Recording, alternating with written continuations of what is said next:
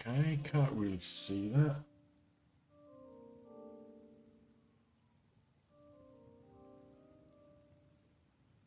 Fix the problem.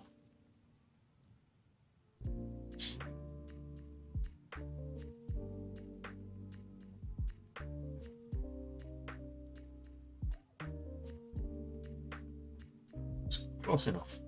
Close enough.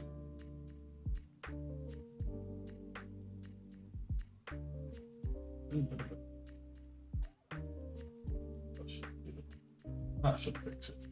Now you can see everything. All right. What's moving? Not taking any trades yet.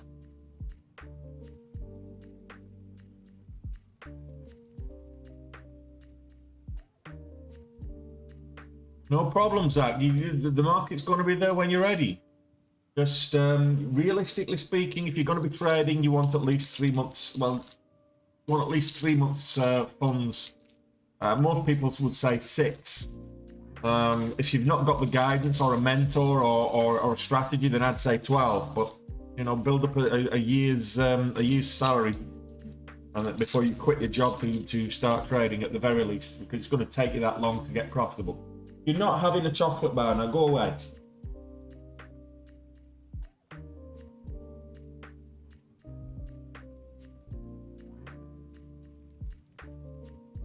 Wait, you can have one of these.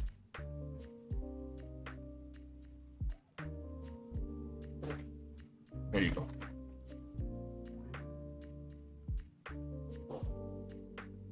You're not allowed chocolate, it's bad for you.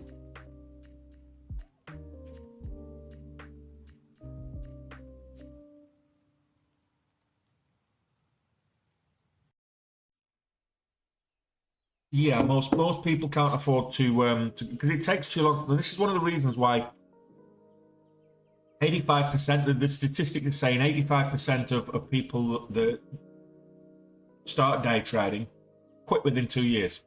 They stop within 2 years.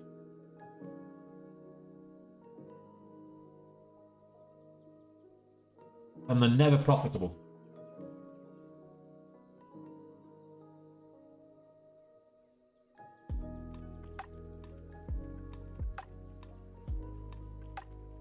Of course, it helps if you've got someone like me as your mentor. I'm not saying I'm going to make you profitable. I'm saying I can give you the tools to be profitable. It's up to you to be profitable.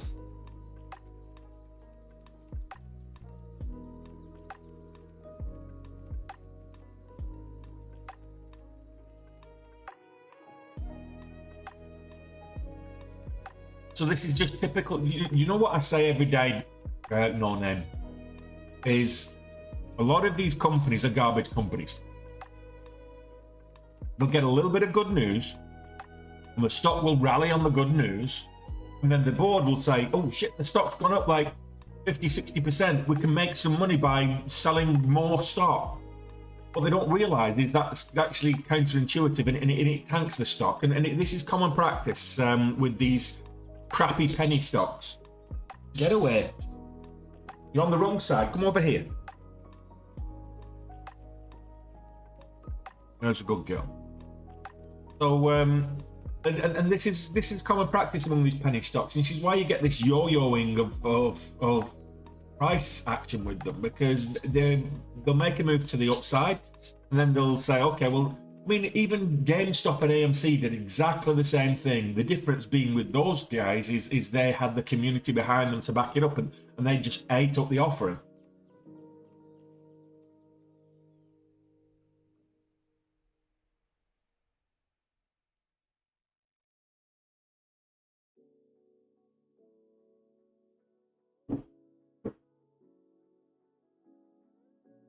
And what I'm always wary of a company that after a move to the upside announces a stock offering.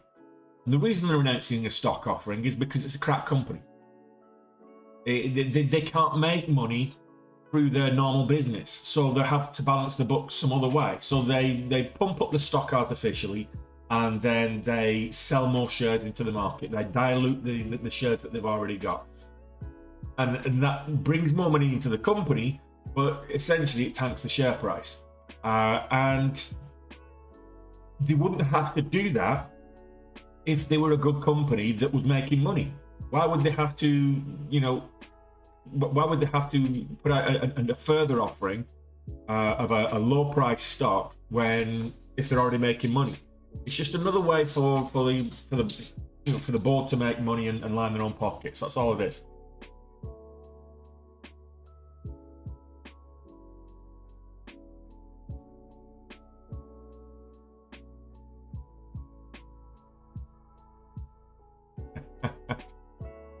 ERC moving.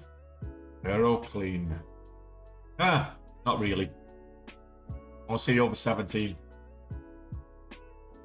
At least over the north side of the VWAP. I mean, it's making a move to the upside, but I want to see it at least the north side of the VWAP. Got a little ulcer on the inside of my gum there, and it's really painful when I have a hot drink.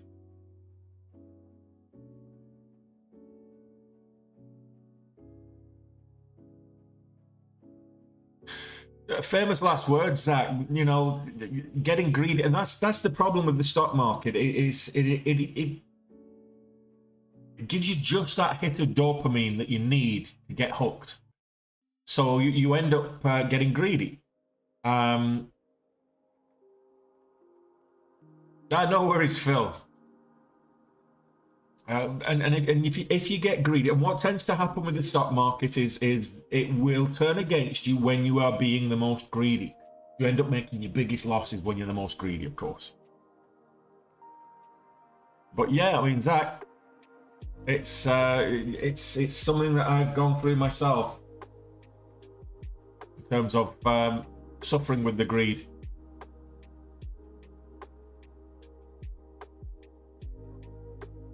No, but this is the whole point, Zach, is the risk management.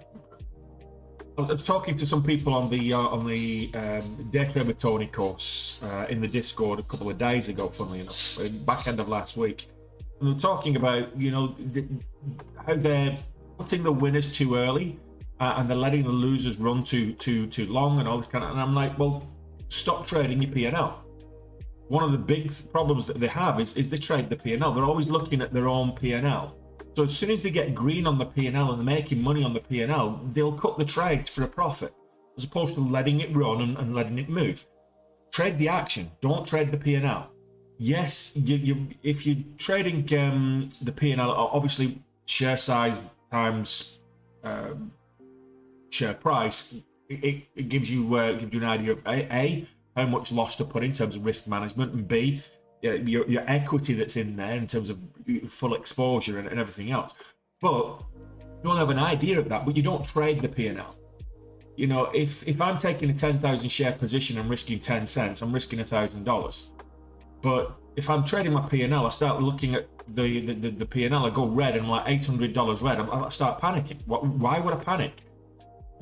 It's no different than if I'm trading 1,000 shares and I'm risking 10 cents. I'm only risking, you know, $80. It's the same thing. Just share size is the only difference. And I'm a devil for not putting a stop loss in. I'm terrible for I'll just put some Bonjela on it, Chip. I'll see how we get on with some Bonjela, but the problem with putting Bonjela on it, and the problem with putting salt on it is you put you have a hot cup of tea and it washes away. That's why I put some Bonjela on it. Well, good luck, Alistair. I hope you've not forgotten everything I've taught you over the weekend.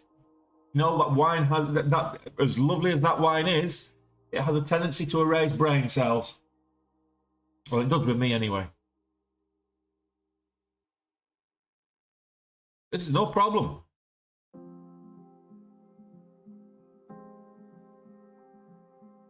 And that's the thing. So what I would suggest you do, Zach, is just go to a paper account. You can continue trading, continue practicing, continue the principles that you're learning, and just do it in a paper account whilst you're saving.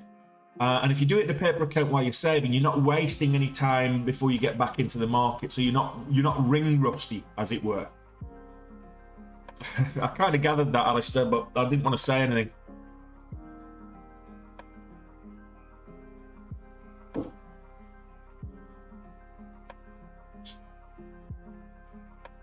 So we're nearly there. We're over the VWAP. There's not enough volume for me to get excited right now with AERC. It's a bit too inactive. Let's have a look at what Redbox is doing, because it had a real sell-off first thing.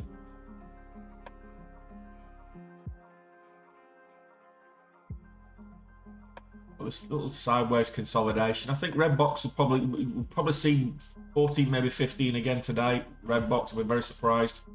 Of course, it broke highs yesterday, as did AERC. Broke highs yesterday. Dawn, probably unlikely to get a pump until the offering closes out. So that was a pump yesterday, and you probably see that sell off today. If you can short it, is it shortable? Not shortable. So day one biopharmaceutical on my broker at least is not shortable.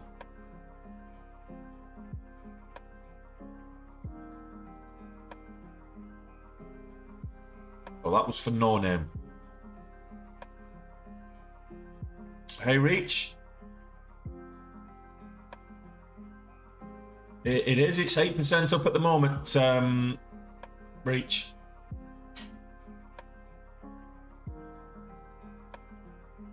It's not on big volume. No, that's the problem with a lot of the stocks that are moving this morning. They're not moving on good relative volume. You know, they're not moving on high relative volume.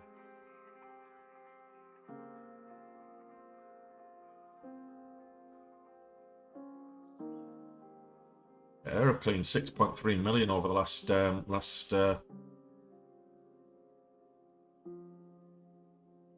3 months is the average daily volume. And kind of weird. Must be just over the last week or so that's pumped that up, because 6 million float. Oh, sorry, 6 million volume when floats only is just over 5 million. I don't think that's the actual day. It's just over the last, because of the pump over the last week. But I'm still watching AERC. Still watching AERC. I don't think we're done with that yesterday. It broke highs yesterday. It's natural to pull back when you broke highs. So, and it's maintained most of its gains. So I don't think we're done with AERC. I don't think we'll get the pump that we did a couple of days ago, like last Tuesday. Who knows? We might do.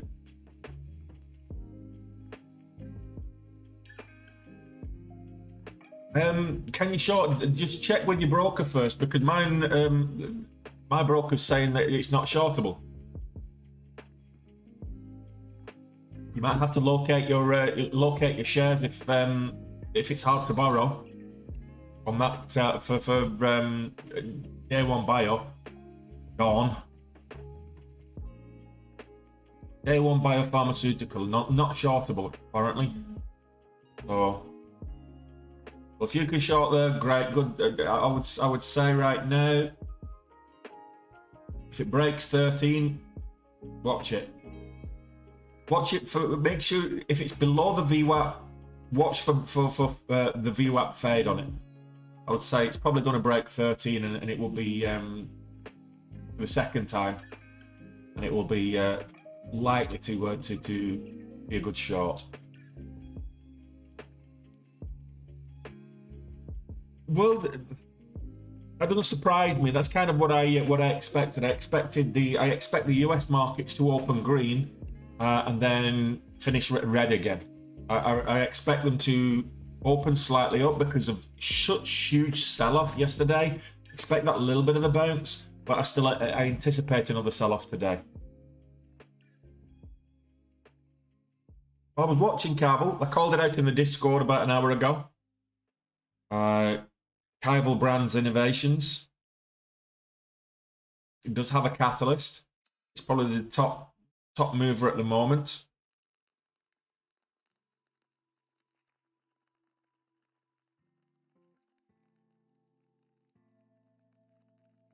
It's not,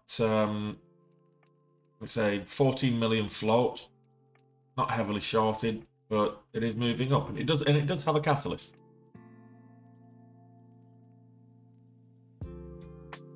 Yeah, it's good. It's good relative volume. It is good relative volume.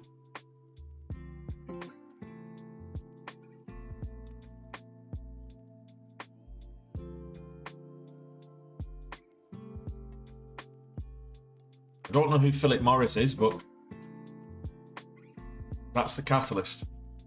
I reached an agreement with Philip Morris for international electronic nicotine delivery system product distribution.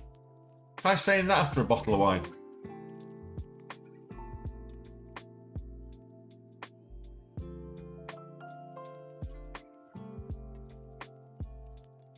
Rival is the top gainer so far, but likewise, we're getting peaks and troughs of volume. There's not a huge amount of volume right now, if anything. Most of the volume was after hours when that was announced. So we're still waiting for volume to kick in. So most of the volume that you've seen of that 8 million shares traded came after hours, and it's not really had a great deal of volume this morning.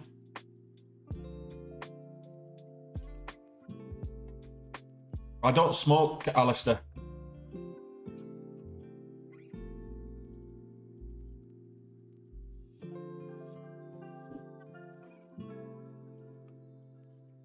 So that will account for why I wouldn't have a clue who Philip Morris is.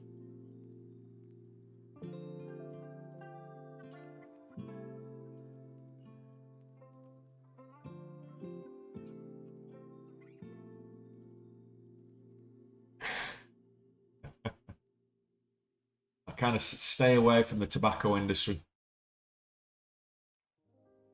Are you saying I'm not educated? That's what I'm taking that as, Alistair. I'm taking that as an insult. You're telling me I'm an ignoramus. It's not my fault I grew up on a council estate.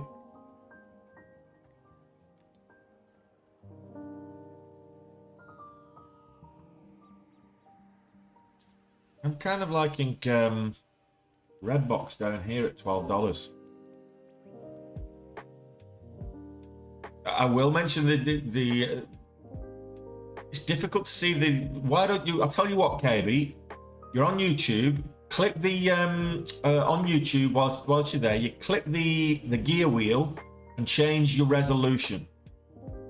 Change your resolution to 720 or 1080, and you'll be able to see all the charts clear enough. So there's nothing wrong with the charts. There's nothing wrong with the stream. It's probably just your settings on your resolution. Just click the gear wheel on the on the chart on the video and change your resolution to a higher resolution. Sometimes it does that 380 or whatever it is, and it's crap resolution.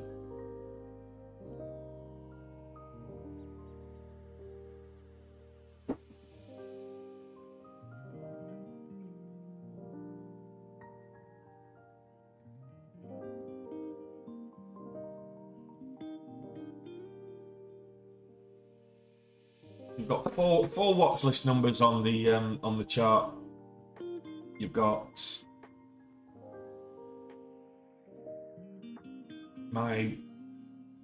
two of my trading screens, trading charts, and you've got the time of sales, P&L, watch list like this.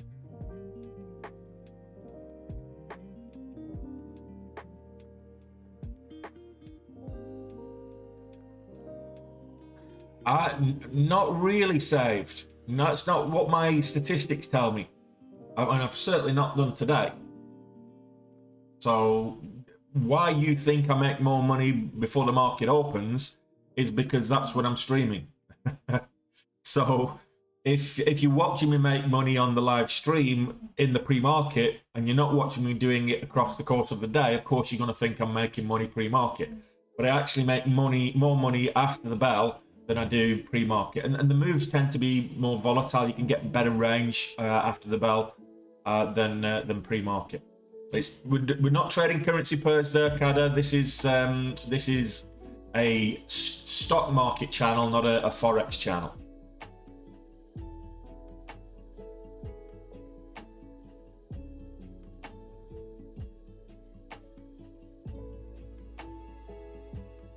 Well, there you go, Cheddar. Set it to auto.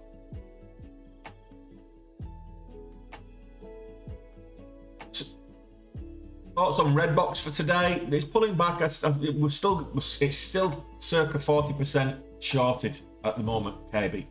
So I still think Redbox is it broke highs yesterday, so it's not going to retrace all of its gains overnight. It's going to gap down. I think we'll probably move up to. I think we will still see the north of $14 today. I'll be very surprised.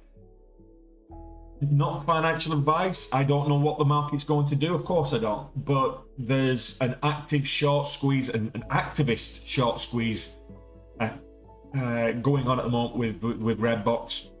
The whole Wall Street Bets Reddit crowd, they're actively trying to push this up. So will this get over $20 today? Probably not. Will it get over 15? I think it will. I think it'll go green on the day at some stage later today. That's just my thoughts, not stock advice, not stock picks or signals, just the meanderings of a fat bloke on the internet. 17, it was down under $12. So bearing in mind that if it's going to move to 17 today, that's a $5 move. So that's a good good 40% move from where it's at right now. So will we get 17? Maybe not. Will we get 15? Possibly. Will it go green on the day? That's the question. Can it go green? And if you look at the past few days, where we've gone from on Friday, we went from kind of during the open session from about 1050 up to a high of 1450. So the realms of the types of move we're talking about is possible. Will it? I'm not sure, but I think it's possible. I don't think we'll get 17. Yeah, smash that thumbs up button, guys. If you're on YouTube.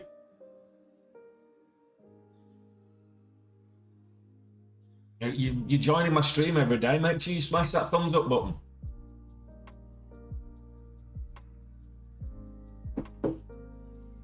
You don't need to smash it more than once. Just smash it once on YouTube. But in TikTok, you can smash it as much as it's tap the screen as much. I was going to say smash the screen, but no, you don't want to smash the screen. Tap the screen as many times as you want. You know, a minimum of 10. I know a lot of you have already, so that's good. So, Kaivel Brands is below the VWAP now, selling off. GameStop and AMC are green at the moment. No. GameStop very rarely has out of hours volume, unless it's actually moving with real volatility. It very rarely has out of hours volume. So AMC, it's green, but it's downwards trending. How do I know? Because it's below the VWAP, and the VWAP is a good intraday trend indicator. Also below the 200 EMA, but that's besides the point. S&P 500, just about where the VWAP is. It moved up, it gapped up this morning, and it's steadily coming down. So whilst I think we'll open green, as I was saying earlier, I don't believe we'll finish green on the day with the S&P 500 in the markets. Just my opinion. I may be wrong. I hope I am wrong, but I actually think we'll continue selling off later today. AERC 6% down on the day, but given that we not only did we break highs in yesterday's open session, we actually broke highs out of hours as well, not too long ago, funnily enough. So AERC has been up at 1995 in the out of hours session. So will it come back? Will it get above 17? I believe so. I think so, and I think we might get another squeeze, another push from AERC today. Might break new highs. Just saying. My opinion, not financial advice. Dawn, I think probably it's looking weak at the moment. Needs more volume to come in. Redbox, like we've been just talking, so we've already covered Redbox. 22% down on the day. It's looking a little bit dodgy. We really want it up to maintain above 12. It's currently 1184, but if we can maintain above 12 when the volume comes in after the bell, I think we could see another pump up with Redbox.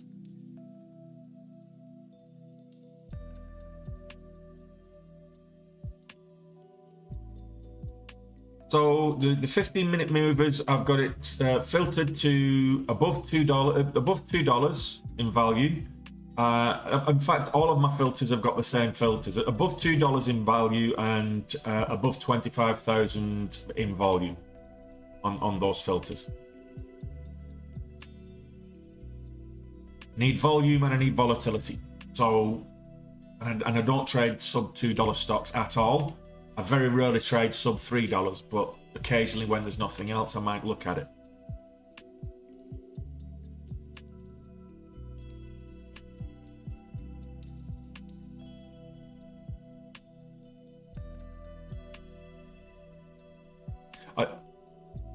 I'm assuming that you're using Benzinga there, Resin.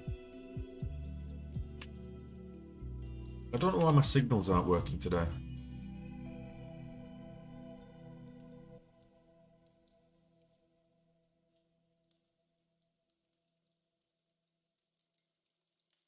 Oh, that's right. I just needed refreshing.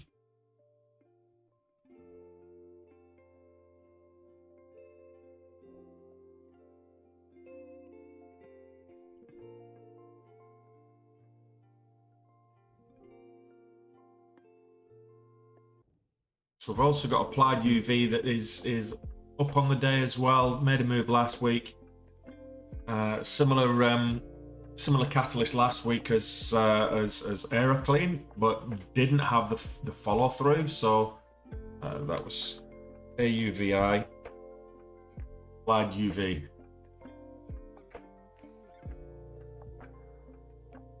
Pretty much held its gains from that pump though, from that initial pump last week. Look at it on the 60-minute. Made this move up. Just kind of tracking sideways since then. 278.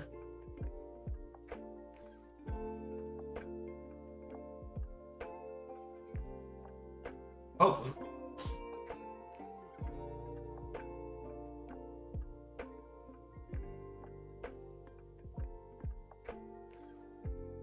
KB, you should probably be aware, I don't give picks or signals.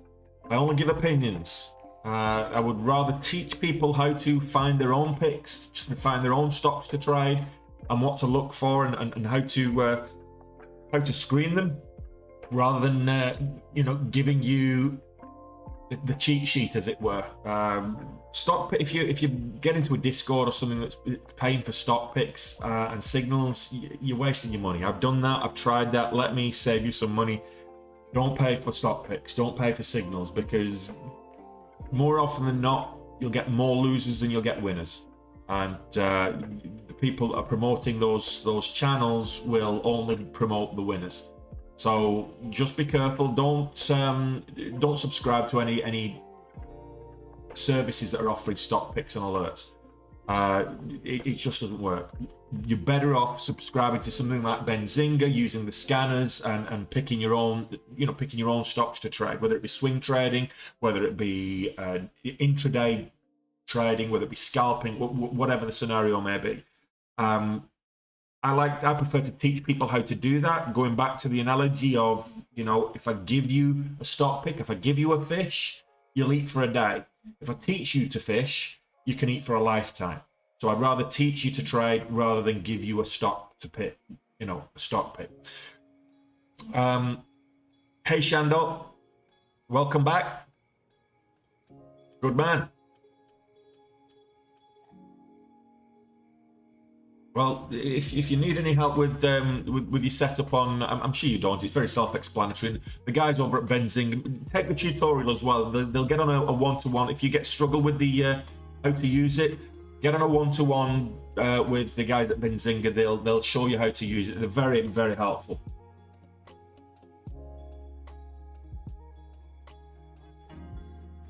Morning, not very well.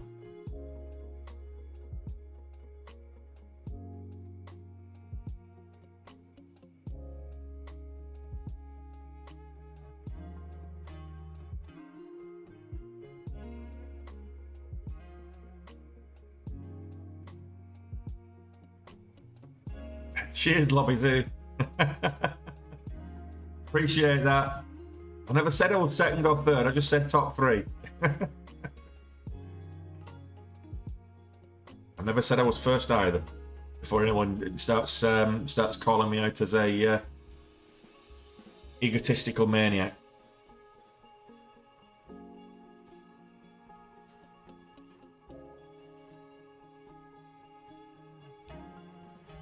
Yeah, so the announcement of the offering, the Dawn offering, doesn't really seem to have panicked the market so much. Normally you get the offering, we got a bit of a sell-off here, and then it's coming back again. So it didn't really sell off that hard. It went from kind of 14.25 down to 13.25 and then bounced. So let's see if the market eats it up. But like I said, when a company of this kind of ilk announces an offering, it's been beat up. Look at it on the daily, for example. It's been beat up for quite some time, steady decline. Look at it on the weekly even, you can see how it was up here at 28, it was down at 7s, down at it's like 5 something. So it then gets a move. They're not making money, clearly not making any money. So that's why they do the offering. They're going to move to the upside quick. Let's announce an offering. Let's get some money in the coffers, pay off some debts, maybe invest a little bit, maybe not, whatever. It's just a shady way to make money, because they're not making money through their normal business practice. That's why they do it.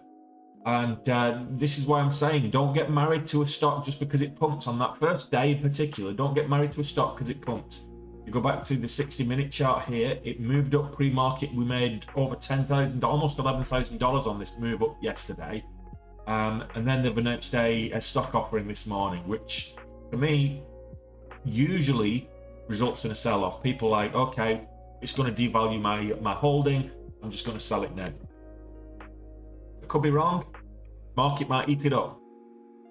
Doubt it though.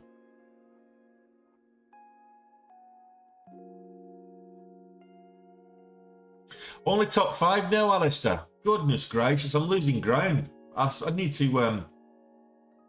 It's funny that last month when I was losing money, I was top 3. Now this month I've had consistent gains day after day. I'm only top 5. What's going on there? I'm losing ground.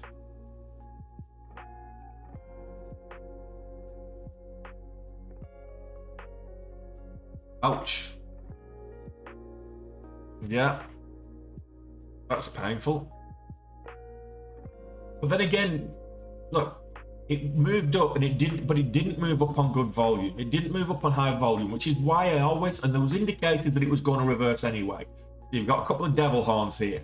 The 2 topping tails next to each other, that's a clear indicator of reversal. The fact that the next candle moved up is irrelevant. It then reversed, and it reversed hard.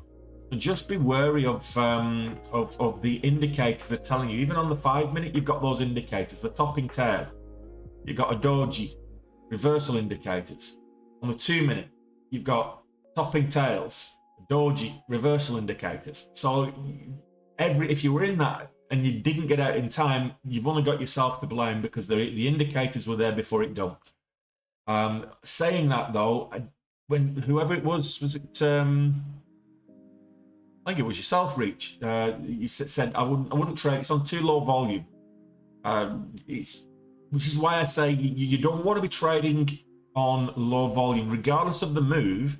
Yes, I know you can actually get good gains by trading low volume and riding the momentum, but ultimately you're going to get burned, because on low volume, if they make a move on low volume, they can sell off on low volume just as easy. What tends to happen is with the low volume, somebody stacks his bags, the momentum takes it up, and then they unload big size and it dumps like that.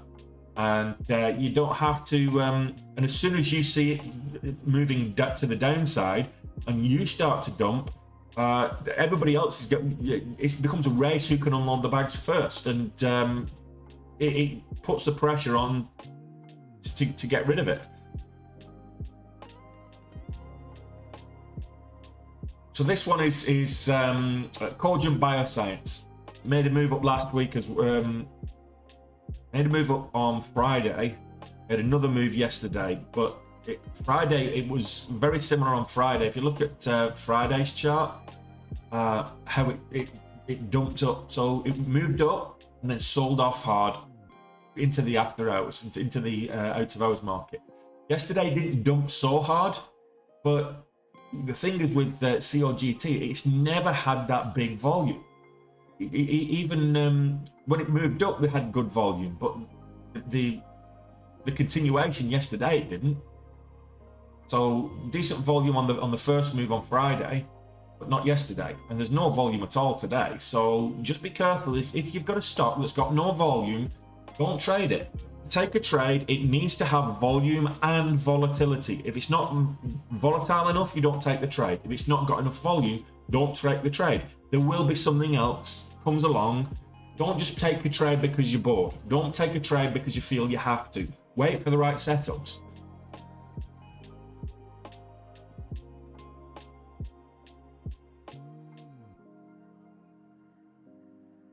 This one is, as I say, Cogent Bioscience.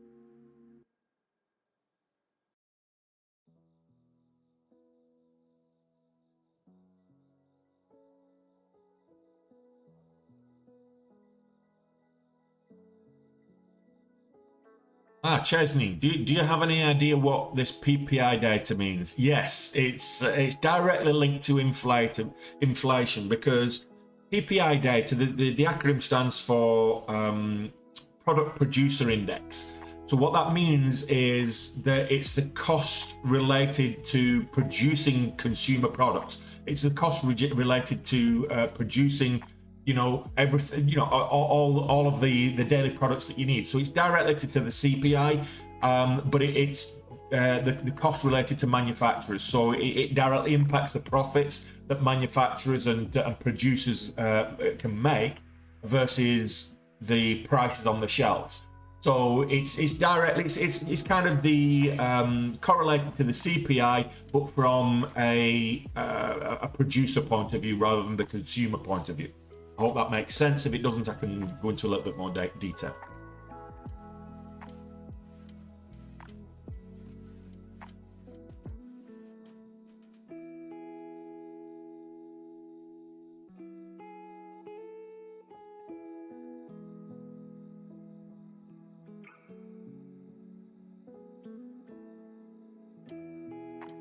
It's always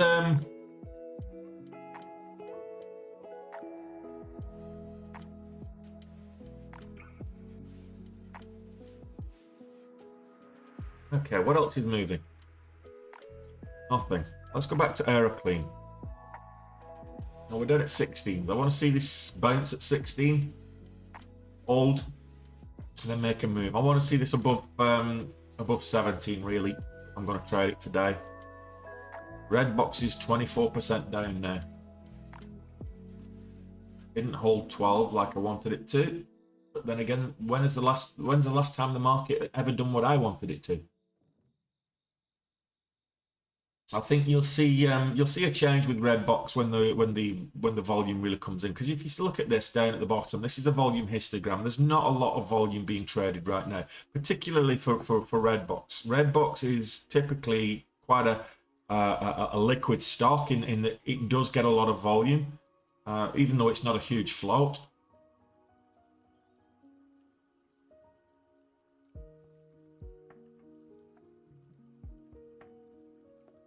Gone. Does it have much impact on the market? Yeah, well, I wouldn't say it has an impact on the market. It's direct. Well, it does have an impact on the market because the cost to produce your goods is directly implicated to the cost on the shelves that you pay for it. So it does have an impact on the market. But does it have an impact on stock price? Well, in the same way that CPI does. Some people would say that PPI is a precursor to CPI. So, and there is a lagging from one to the other, because if you equate the cost of production, then gets passed on to the consumer, which then is the consumer price.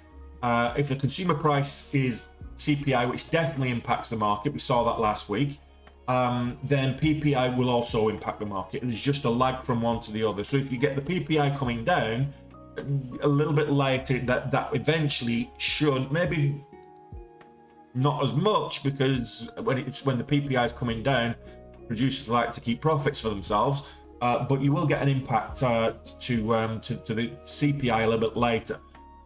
Conversely, if PPI is going up, then CPI will go up most definitely a little bit later. And one big thing about PPI is the cost of fuel. So logistics is always a big issue. Getting product from A to B always hits the consumer because they always pass on those costs. And getting product from A to B, logistics is heavily impacted by the price of fuel, the price of gas, diesel, petrol, whatever you want to call it, at the pumps. If you've got a truck taking it from one country to another, you've got to get it there somehow. And if the price is twice the cost, then the cost of those logistics is going to go up commensurately.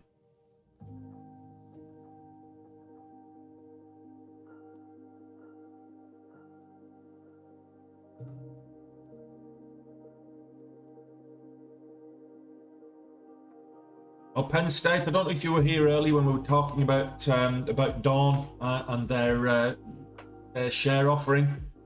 It doesn't seem to have, which was this announcement here, when it sold off. They announced that they're issuing an offering of common stock, and it's not impacted the overall price action, but we're trading sideways now.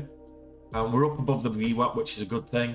It means it's slightly upwards in momentum, but I think it's a shady practice, personally. Yes, you did. Well, they announced an offering. It's not actually hit the market yet, but they've announced an offering this morning.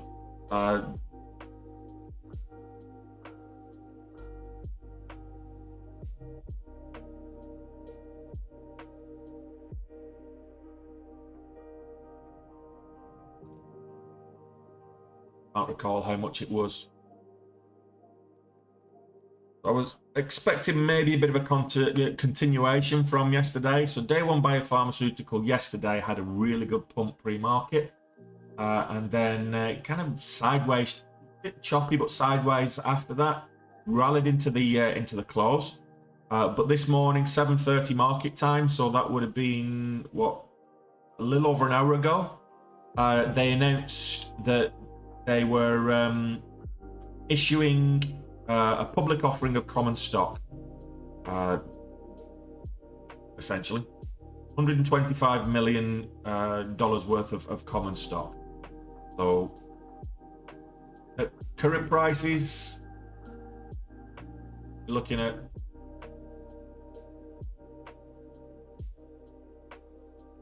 $2 million more shares.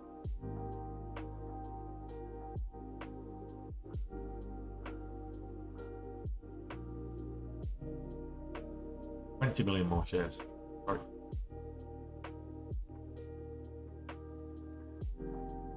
Give a take. Houston American up today.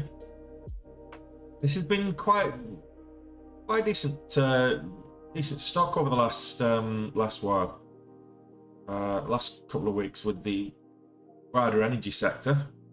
Let's see what the key data is. I think it was it's a 10 million float stock. It's still not heavily shorted. There's no specific news on Houston American today, but let's have a look at the chart. I know it's 11% up on the day. Relative volume is not huge right now. We had this little spike on the move up, but this tends to be looks to be across the board with regards to this morning. There's not huge amounts of volume in the market this morning making big moves, so I personally will be waiting for the bell in 45 minutes time. Let the volume come in, and then I'll trade the bell, unless we get some news. We didn't get any news at the 8 o'clock scrum. We might get some news break at 9 o'clock. They tend to release the news gets released into the market at the top of the hour and the half hour. So let's see.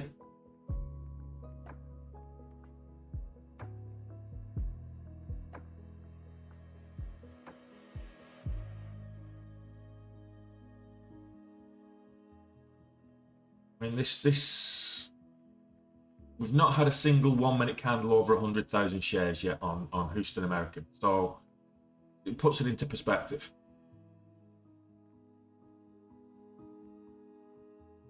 Pets. I remember trading this last year. They just had a reverse stock split or something, because wow.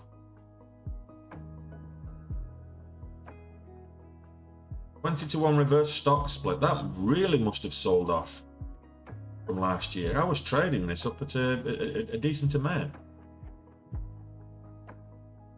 Yeah. So back in January, it sold off big time. That's why. And just did nothing. So they're obviously getting warned about the eligibility onto the market. So they didn't want to get delisted, so they've done a reverse stock split. That's pets for you, so I wouldn't trade that.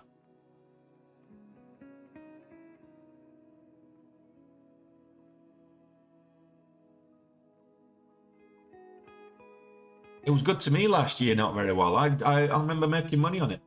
There was pets, there was all around the same time, eyes and ears. Those were the three stocks, all a similar time, and I just thought it was funny that was the stock ticker, and you know, eyes and ears tended to trade pretty much at the same time. I'm like, well, where's nose? Couldn't find a stock called nose, but you know.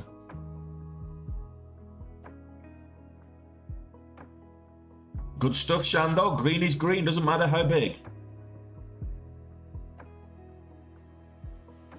Ival still the top mover this morning, not counting pets. We've got I, or EYE,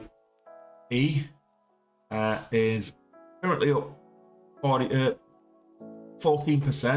13.5%. But you can see there's just nobody trading it. There's no volume at all with it. So 70,000 shares traded across the whole of the pre-market, the 8-hour session. So there's just not enough volume there to warrant a trade. And that's what we've got to wait for. You've got to wait for the volume to come in. It's nice to have the volatility because it shows that there are gains to be made, but you need the volume to come in to make those moves reliable. Otherwise, you're going to get the rug pulled out from under you.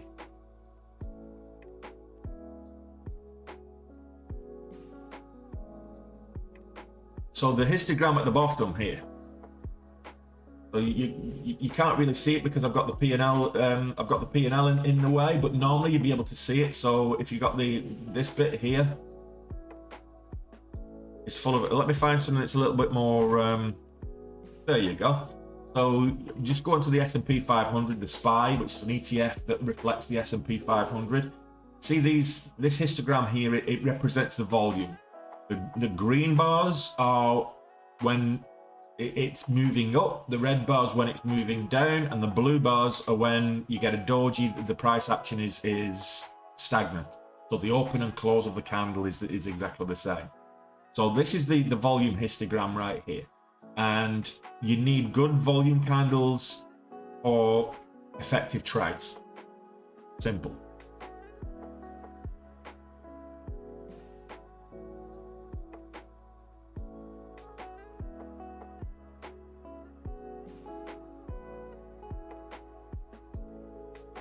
Yeah, but it's got earnings, but that's not the reason it's moving up.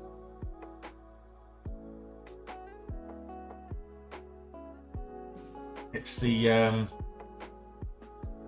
I've been reliably informed they've done a deal with a big tobacco manufacturer. Distribution agreement with a tobacco manufacturer, and that's why it's moving up.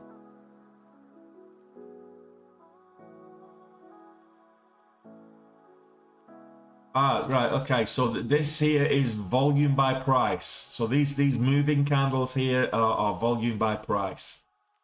The one at the bottom is the volume profile. That's the volume histogram. These candles are the volume by price, which basically gives me a sentiment. Right now, we've got quite a lot of people have traded this at 261, 262, and most of them on the uptick. So that gives you an indication. The green part of this tells you the transaction took place on the uptick. The amber section tells you it took place on the downtick. So that's what these candles here are. It's volume by price.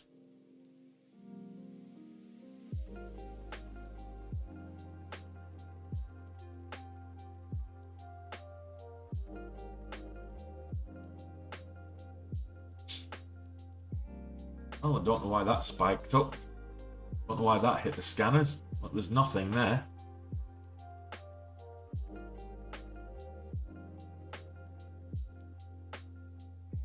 There's not a lot moving at the moment, guys. Pre-market. It's a quiet start to the day. So I'll keep you all posted as to what's actually happening. Houston Americans now at the level I look for. So in terms of gap, I'm going to add that to the list. Went up 14%.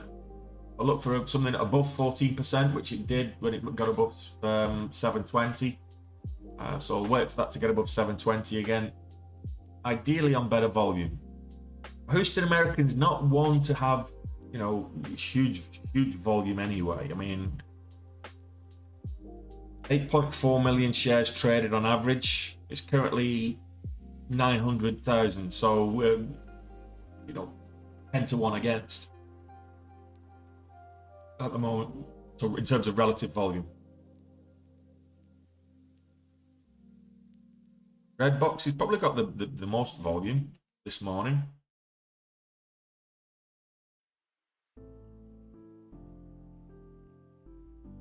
We did break back above 12, but then was rejected at the VWAP. So I think I'm not worried too much about Redbox. I think my predictions are fairly safe. It will rally again later.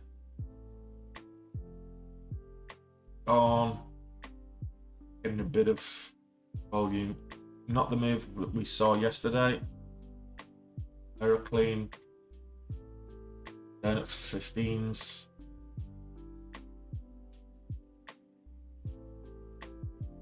So I need to mark out the highs from yesterday on this.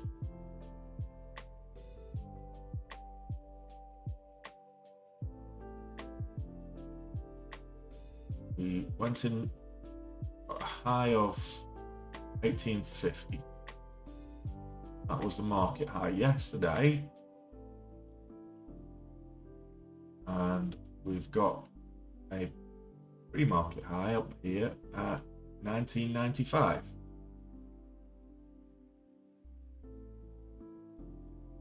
Also got this low of $15.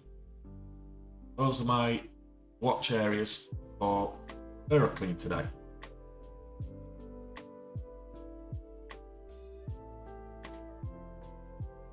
Again, relatively speaking, Oxy's up at, so Occidental Petroleum, it's up at $61 right now.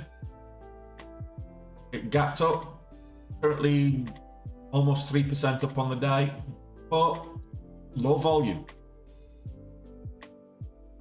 Very low volume.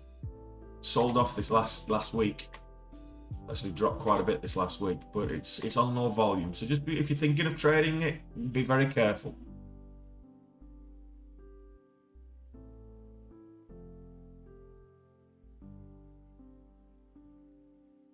Zoom in again. I can actually see what's going on here.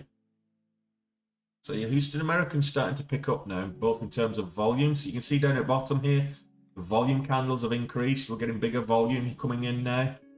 And of course, we're getting steady moves up with Houston American.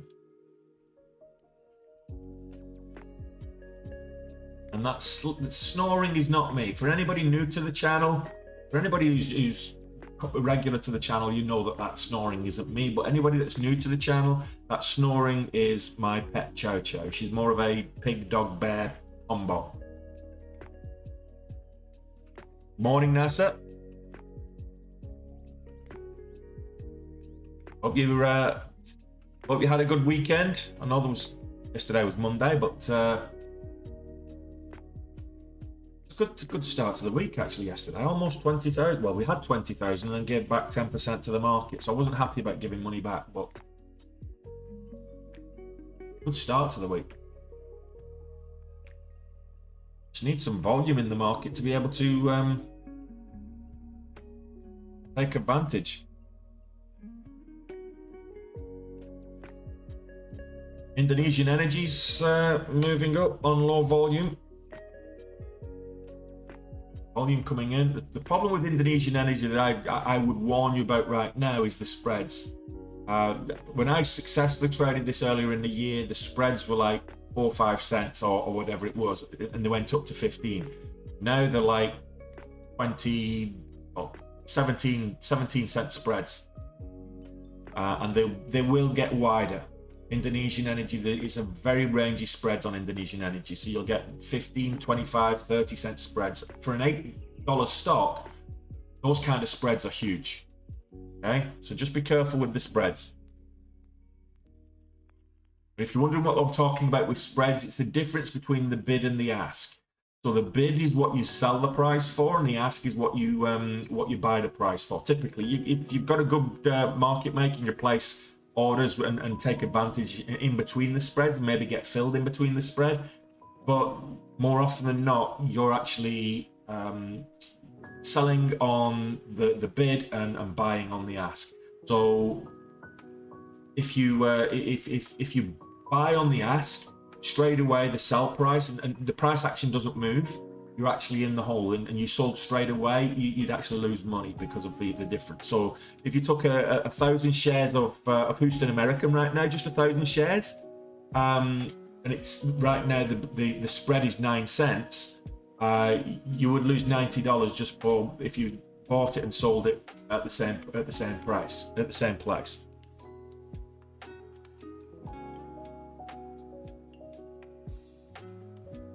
Just be wary of that. And the bigger the spreads, like I say, normally you don't mind coming across. I can't remember what it was. I was trading last week up at like $40 whatever it was, $40 odd a share. When it's up at like $40, $50, $60 a share, you kind of expect a 25, 30 cent spread. That's kind of normal. When it's an $8 stock, a 30 cent spread is crippling. Just be careful with that. There's nothing moving at all, Super Chip. Well, there is, but there's nothing moving. There's nothing meeting the criteria. And this is another thing with regards to trading, is you want to be disciplined on your stock selection.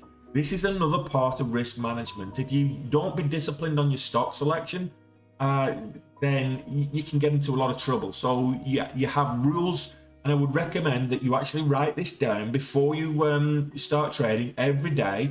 You write out your rules of trading, what it is you're looking for in terms of stocks, and then you check a checklist, if you will, for every trade, criteria that it must meet before you actually get into the trade. One, it's going to slow you down, first and foremost. It's going to slow down your trading, and that's a good thing. It'll stop you rushing in headlong and losing money.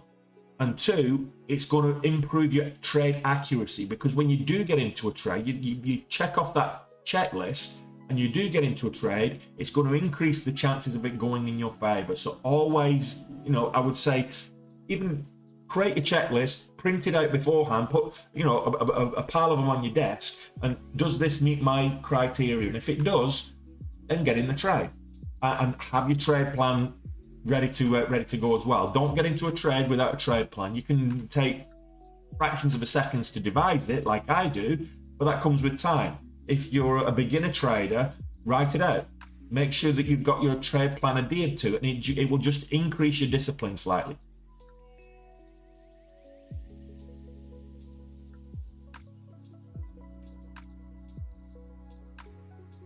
Worst case scenario today is the market behaves like this all day long. And what does that mean? It means you don't take any trades. So what? The market's open again tomorrow. There'll be something moving in tomorrow instead. And if we don't take any trades, we don't lose any money. And the objective of trading is not how much money you can make, it's how much money you can protect. So the primary focus of every profitable trader is minimizing risk, minimizing potential losses. Every trader loses money. Every trader makes bad trades, and it's about minimizing the losses. Now, if you don't make a trade, you can't make a loss. It's that simple. So I would say sometimes the best trade is the one you don't take. Lovely 5-minute hammer there. Shows good upwards pressure. You've got a 2-minute flag breakout. You've got the 1-minute doji reversal. You've got a lot saying that's very bullish on Houston American right now.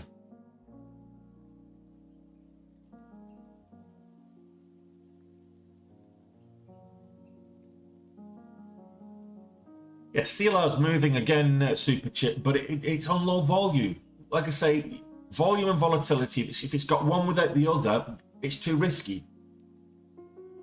There's no trade unless it's, I mean, we've got 193,000 shares traded with Continental Resources.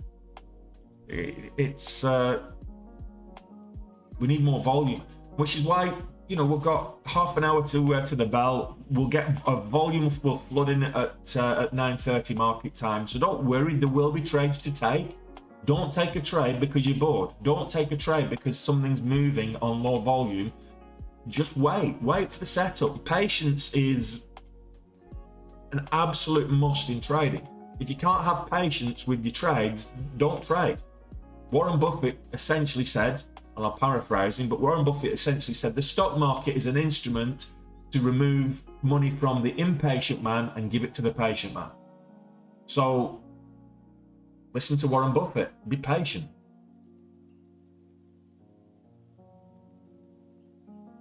Hey Sangoku. Yeah, Oxy's moving, but again, it's on low volume. We just covered it a couple of minutes ago. You're late to the party, buddy.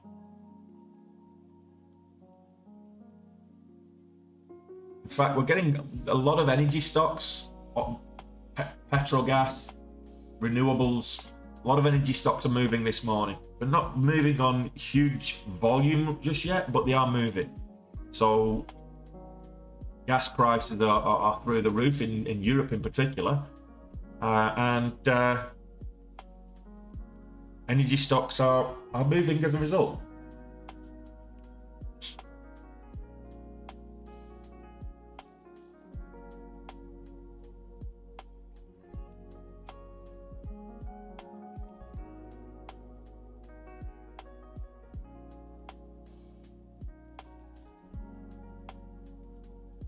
Do you know what? I'm going to borrow that. I've not heard that one before, Super Chip, so I'm going to borrow that one.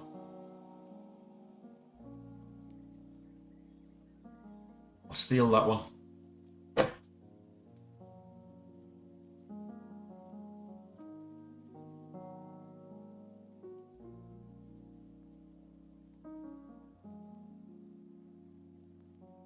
I'll adapt it for cricket. I think it's a baseball analogy, so I'll have to adapt it for cricket. Yeah, I'll have a look at Rev. I've got nothing else on. Revlon. Okay, so just got a bit of a volume spike as Revlon got news. It's not high volume just yet. 283,000 shares. The thing is with Revlon is it is a higher float stock as well.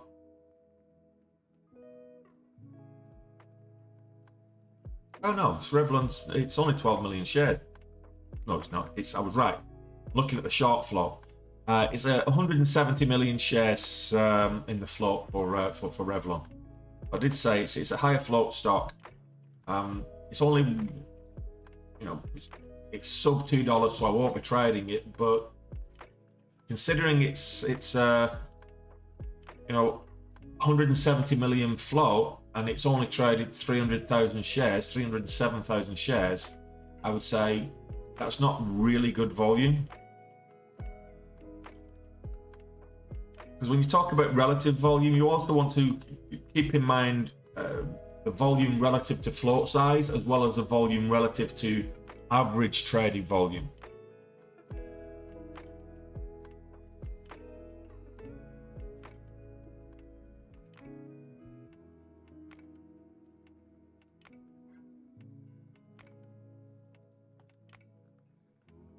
Yeah. Revlon normally does, over the last 3 months, it normally does 16 million a day. So 300,000 is not good relative volume. So you'll get a lot of these. And of course, now on the 2 minute, we're getting the devil horns. So just be careful that this is a pump and it might just get in the devil horns here, which it might just pull back. So don't just jump in something because it's moving. You want, it's got to write out that checklist that I just mentioned. It's got to meet the expectations of your checklist. Yeah, but be careful with Indonesian yen. It's up 30% now, but it's on low volume. I keep telling you, it's dangerous. On low volume. So 600,000 shares traded.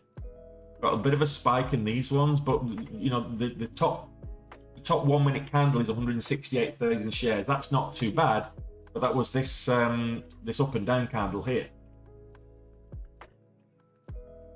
Just be careful with Indonesian energy. I traded this back in March when it was up at kind of $40, $50, $60. You recall? Trading this live on stream. I made good money out of it, but right now the spreads have actually the spreads are not bad. The spreads have really narrowed. They're worth trading.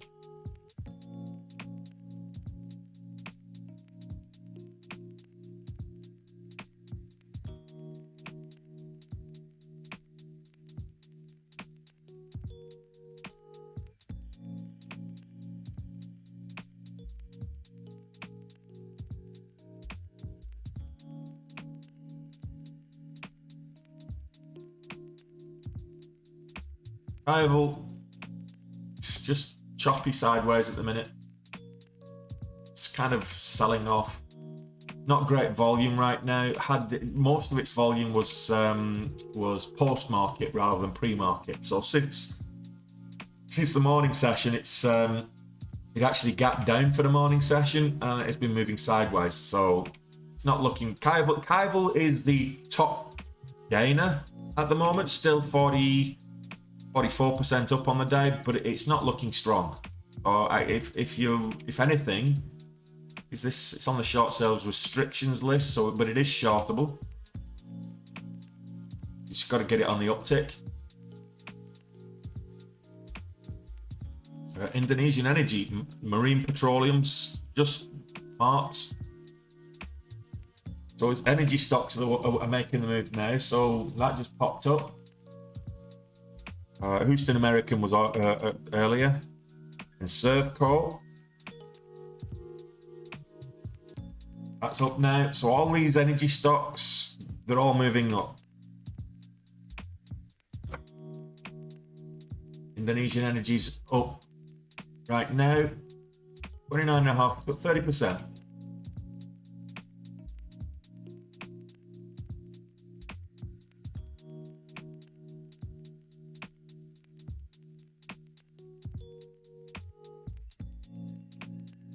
You know, Indonesian Energy can really motor when it does move. We saw those back in March. We saw those big moves, big gains.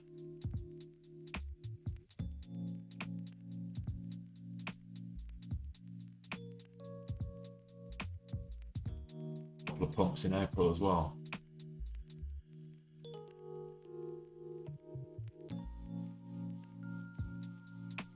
Got 20 minutes to the open.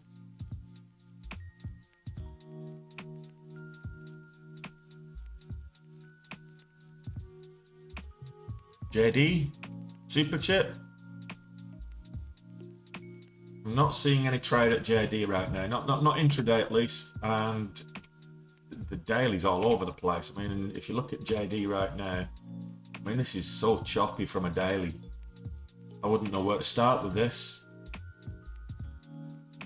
On the 60-minute, again, it's choppy. It's not great volume, and that's probably what it is. But you know, not just intraday, just as a whole, it's not a great volume. JD.com, it's if you know how to trade that, good luck to you. But I'm not trading it. It's a horrible chart to try and predict. WDH, again, no volume. No volume on the 1, no volume on the 5, no volume on the hourly. It's moving up, but there's no volume. Even on the daily, it's not the greatest looking chart at all. So again, if you're water drop ink, if you're trading it, good luck.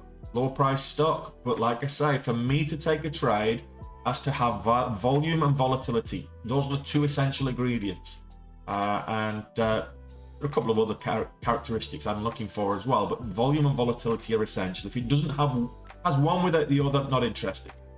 It doesn't matter if it has good volatility but no volume, I'm not interested. If it's got good volume but no volatility, not interested. Has to have both, and then a couple of other things besides. Yeah, I looked at OV applied UV a little while ago. So this moved up last week on similar news as AERC, ultraviolet sanitation device. So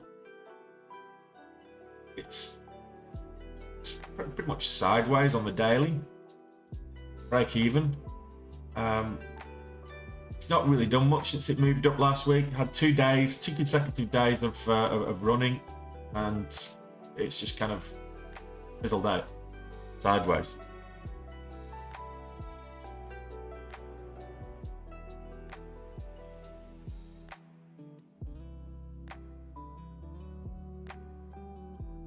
There's nothing there with applied UV today. Not at the moment, at least. Houston American. I'll put Indo on the watch list. Why not?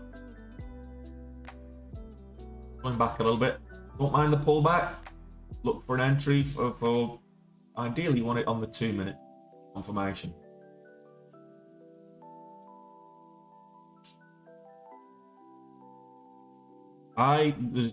There's just no volume in I. I covered that earlier. Super chip. Quick piece of advice. Listen to what I'm saying about the two essential ingredients for day trading: volume and volatility. Just because it's moving 10, 15, 20% doesn't mean it's going to be good to trade to the long side. Likewise, if it's down 10, 15, 20% or more, doesn't mean it's going to be good to trade to the short side. All that does is shows that it's got some volatility. It's making moves, and there's volatility that potentially you could take advantage of. But to take advantage of it, and to take advantage of it reliably, it needs volume. If there's no volume, there's no trade. Just remember that, guys. If you want to trade stocks without volume, don't come crying to me when it goes against you. It needs volume.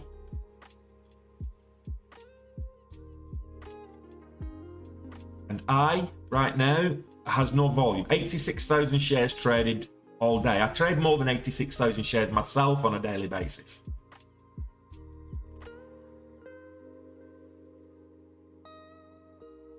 It normally trades.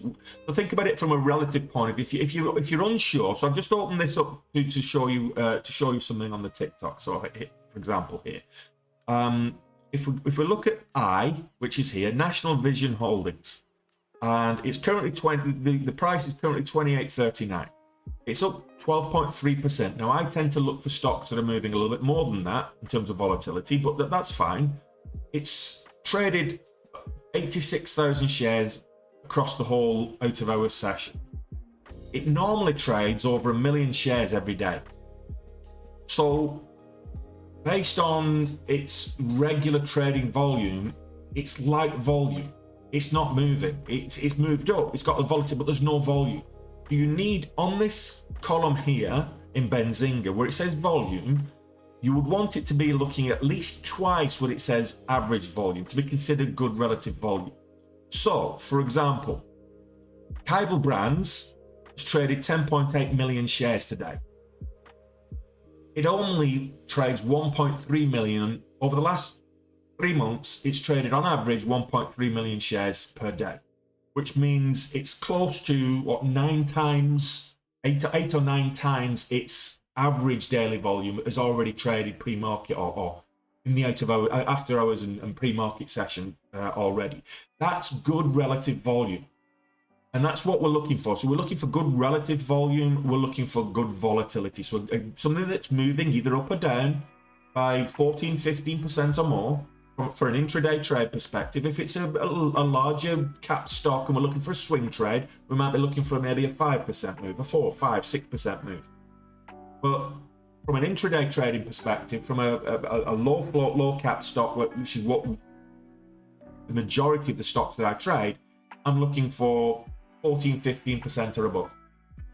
And I need at least 2x on the relative volume. If it's not got 2x on the relative volume, there's no trade for me. If it's only moving,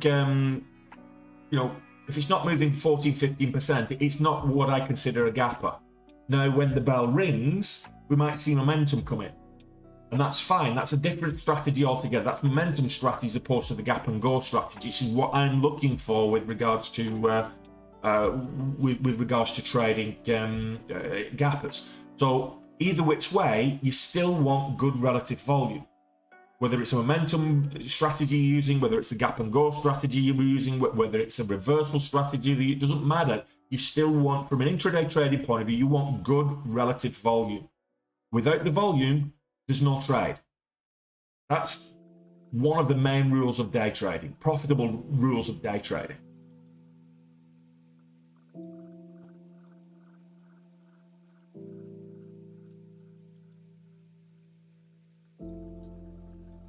Put this back.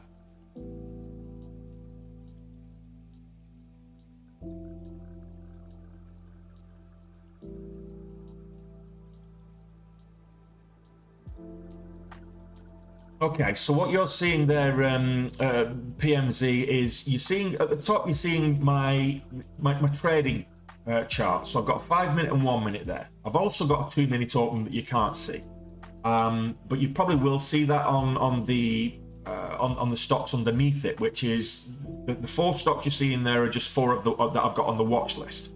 So what I'm looking for as what I'm expecting to see to go long is on those charts. First and foremost, it's got to be exhibiting a trend. It's got to be moving in a direction, up or down, preferably up because I'm long biased. It's got to move up a certain percentage, so that it's got to be reliable. If it moves up 5%, it's not reliable and then pulls back. But if it moves up 15%, then of course we know that it's got good range. So I'm looking for a decent move. I'm looking for good volume. So this is on the scanners, first and foremost. I'm looking for volume, and I'm looking for volatility. That's what I'm looking for, PMs.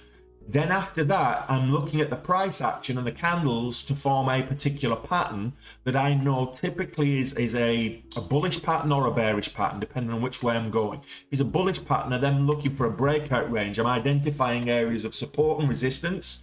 And then when we're reaching those areas of support and resistance, I know where to get in. As we break those areas of resistance, I know where to get in for the push up. And if we've got good volume, we not only will we push up and break through that resistance area, we'll break through that resistance area with a good little pump and potentially and hopefully a continuation to the upside that we can take advantage of. Now, if we're scalping it, we just want to get like 5, 10, 20 cent move and get in and get out. If we're looking at trading it, doing a proper day trade, we want to get in, it moves up, we take some profit, and then we hold for a continued move up. If it pulls back, we get out for break even for the remaining position or whatever it is. You set your stop losses in place. So occasionally we'll get faked out. We'll get the break of those areas of support and resistance and what have you. We'll get the breakouts, and then we'll get the reversal almost instantaneously. And those fake outs, they do happen, and they happen more on the 1 minute, on the lower time frames. They'll happen more on the 1 minute time frame than you'll see on a 5 minute time frame. So if you're looking for the micro entries on a 1 minute, it helps if you've got confirmation showing in terms of pattern breakouts and other patterns on the 5 minute. Likewise, when you're in a trade, you're looking for exit indicators. I've already highlighted a couple of times what I look for in exit indicators. I look for the topping tail. If I'm going long, I'm looking for a topping tail doji. I'm looking for a topping tail. I'm looking for a doji. I'm looking for the devil horns, as I mentioned. I'm looking for maybe a head and shoulders pattern or a double top pattern. Anything like that are bearish indicators that if I'm in a trade will say, look, it's time to get out because there's going to be a reversal anytime soon, and you've probably maximized your profits on this trade. So that's what I'm looking for, and on an ongoing basis. We've got 7 minutes to the bell, guys. This morning the volume's just not been it's just not been there this morning, which is why I've not taken a trade pre-market so far. And I'm just being disciplined in my stock selection, in my trade selection today. And it's a good thing to be disciplined in your stock selection and your trade selection every day to make sure that when you do take a trade, it's got a high percentage chance of going in your favor. One trade a day, if it's a profitable trade, can make you a lot of money. Excuse me. If you're taking lots of different trades, you then risk of, and you're not adhering to the discipline of a defined strategy, then you're risking the higher likelihood that they will go against you, or you'll get faked out, or whatever the reason is. And you might make that one profitable trade, but you'll make 4 or 5 losing trades as well, which will wipe out your gains from the profitable trade. So I'd rather just be patient and disciplined and wait for the setups to present themselves than jumping in trading something because it's spiked.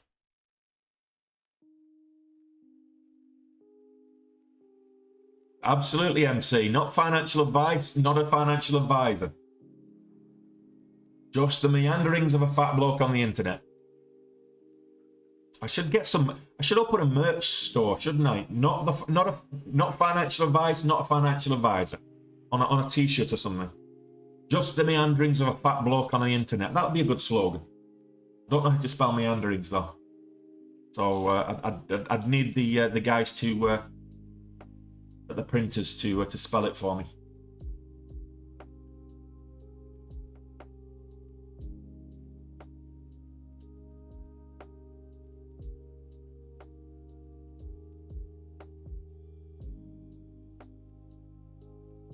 Well, I don't think it will. What you're forgetting to, so Kareem, with AERC, it's pulling back now, which is fine. But what you're not realizing, it's pulling back from a high. So we broke highs going into the close yesterday with AERC. It broke highs from a few days ago at 1850. It then broke highs into the close, after the close, 1882. Pulled back, and then it broke highs this morning, 1995. So it's pulling back from the highs. So if you're expecting it to short it down to 14, I think you're being ambitious. Right now it's pulled back to 15. It's getting, and 15 is not just a psychological whole dollar level, it's a $5 level. So I expect this to move back up towards 17 a lot sooner than it moves to 14. I might be wrong, you might be right, but I think AERC, I would expect it to get to 17 before it gets to 14. I expect it to rally again later today, and potentially it could even break highs again. I've marked out yesterday's in-session high, and I've marked out the pre-session high. And I've also marked out the today's low as well, which is exactly $15. So we've got the low here. So AERC, it's still looking strong. It's done nothing but hold its gains pretty much every single day.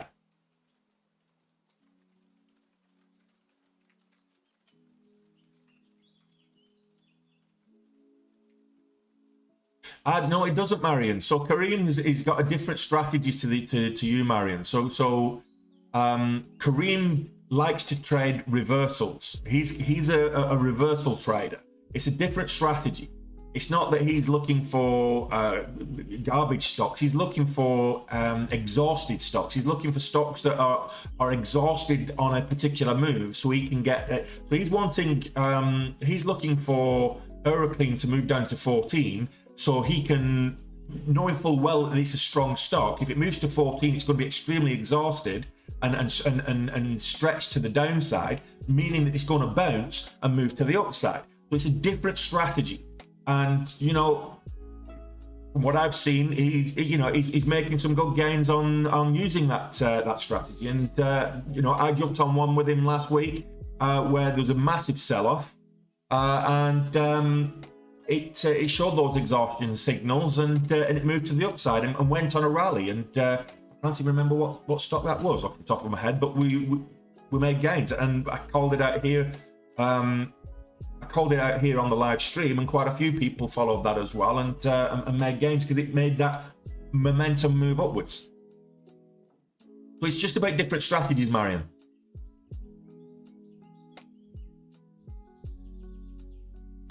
I don't trade reversals that often, but I do trade reversals. It's just another string to the bow that it's good to. I mean, I teach about trading reversals. So in the course, I've got a section on trading reversals and what to look for. How to I tend to use the RSI and Bollinger Bands if I'm going to be trading reversals as good indicators, as well as the as well as the you know, candlestick indicators as well. So, you know,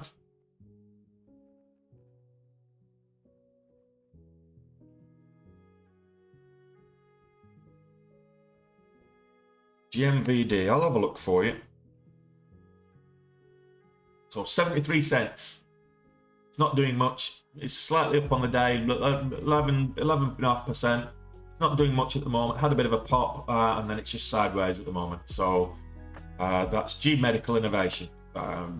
Really cheap penny stock.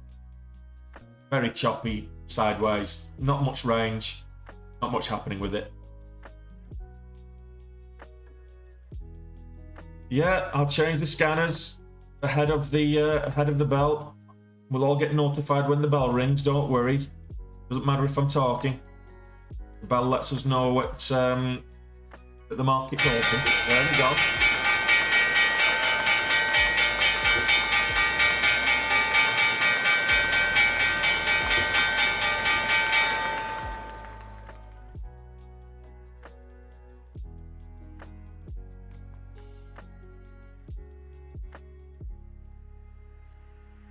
Well, which way will the market go? I'm not petting you. I'm busy. The bell's just rung. Go away. I'm not petting you when the bell's just rung. I'll open the door for you. Go on. You go outside and watch the world go by. Go on, off you go. More interesting when you're snoring.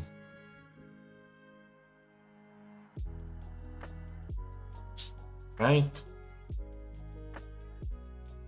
So Indonesian energy trying to move upwards. Red box looking to move upwards. Dawn moving upwards. Aeroclean testing the VWAP. Rival selling off. I did say it didn't look great. The S&P 500 selling off at the moment. I'm just going to wait for the opening 5-minute candles to form and close. I just want to see the opening range. And it's not a very volatile market right now.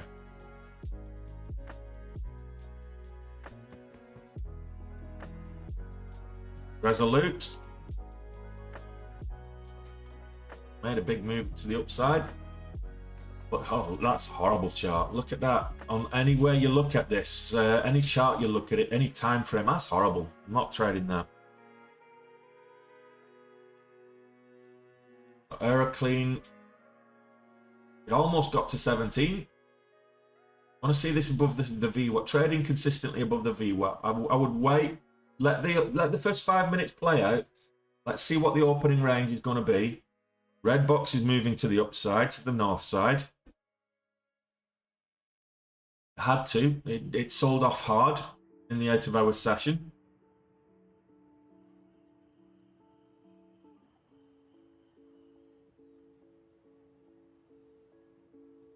So red box, I don't mind watching this. I say watch at this moment in time. The first 5-minute candle is going to give you your opening range. And then if it breaks either side, not if it breaks up, breaks the high, the likelihood is it's going to move upwards. And if it breaks the low of that first 5-minute candle, it's the likelihood it's going to sell off in the short term. Of course, you can always get a red to green move or a rip and then dip.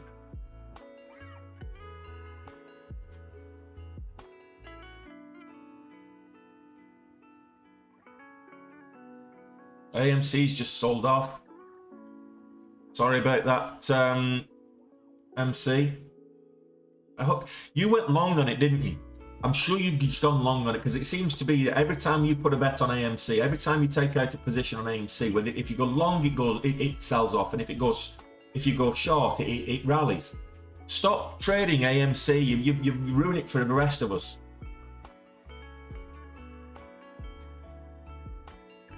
Okay, so this one I'm just gonna buy in for a quick 2.5.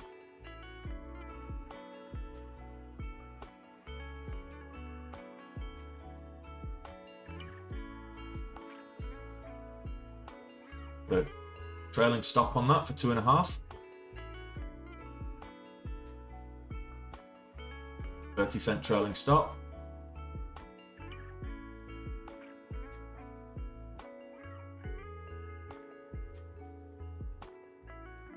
There we go.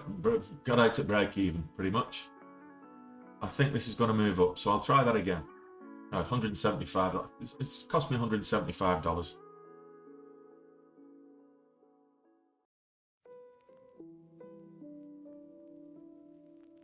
Red box is looking. Man, your Aeroclean's gone green on the day. I did say Aeroclean will go to 17 before it goes to 14. That was my words. I'm not saying I'm the best trader on TikTok. Top 3, at least. Got to 17. I'll try this one while it's moving up. Take a starter position for 10.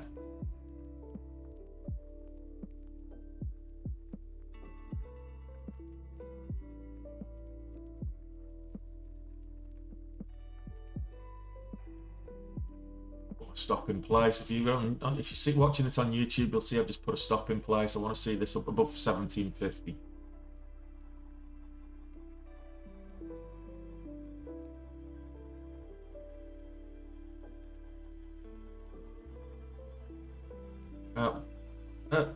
I gave that too much.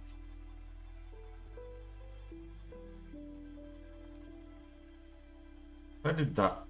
How is that even possible?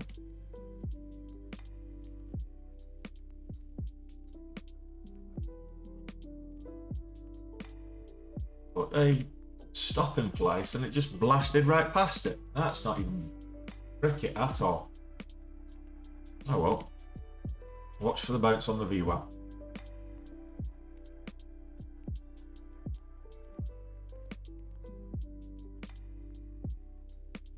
On moving up over 14s right now.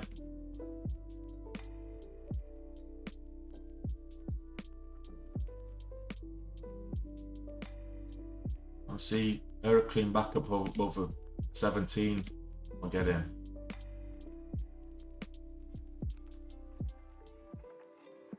Break that whole dollar resistance again.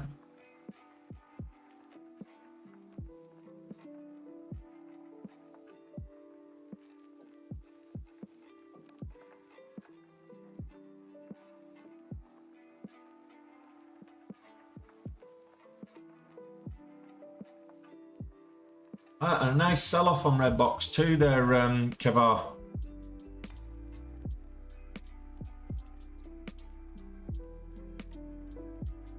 Looking for the break of 17 here. Here we go. See this up, retest.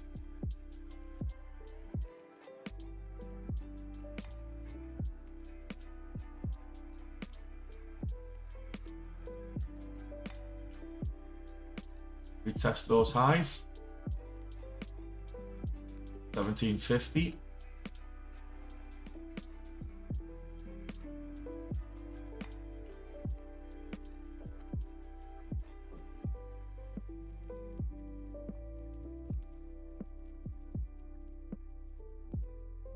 AERC did get up to 1995 pre-market.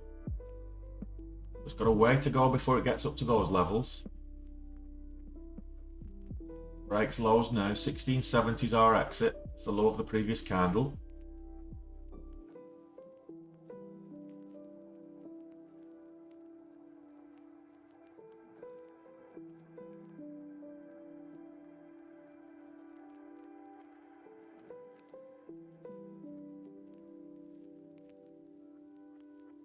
Want to see consecutive higher lows as it makes its way up. Don't mind an occasional pullback as long as we don't break any lows.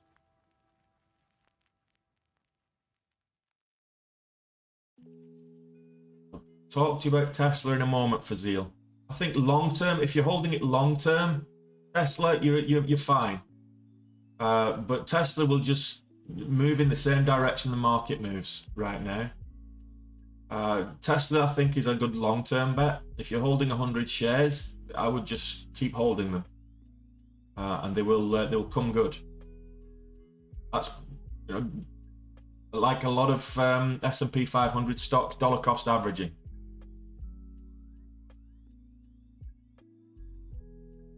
Right now, it's you sound a bit like a repetitive parrot being a bit of an idiot when you keep saying, the market, it's a bear market, it's time to do some dollar cost averaging, just buy the dip, all this kind of stuff. And you sound like you just repeat this. It's easy to say that. It takes a lot of discipline to actually do it though. Why did I not get out there? That was a bit silly of me. Right, 16. Are you going to hold 16 for me? No. That's just cost me a lot of that was very poor attention to detail.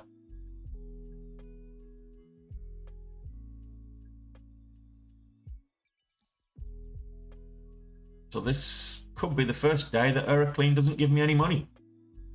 There's plenty of time yet. I'll just wait for a better entry. Red box. Looking to move up.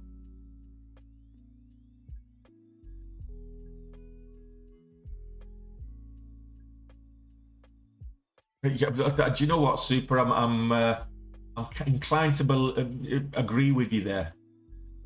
A good stock is one that I can make money on. Am I going to hold any of these? You know, a good stock and a garbage stock can be the same thing. What am I talking about is a good stock for investing and a good stock for trading are not necessarily the same thing. Garbage stocks for trading can be great. They'll get the move up. So AERC halted down into a halt.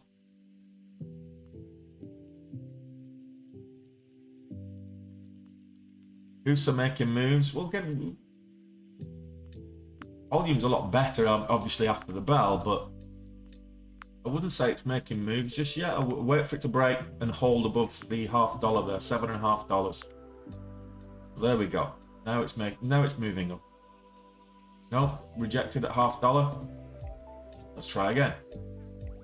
Houston American. It's finding a bit of a seller wall at that $0.5 level. Needs a bit more volume to the upside to break it.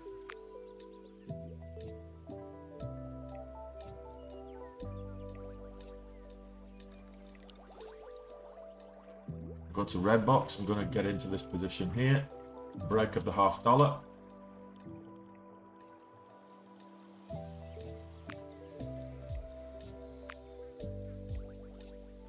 Gone. A1 is moving steadily up, offering. Why did I not get in? I'm sure I bought in then.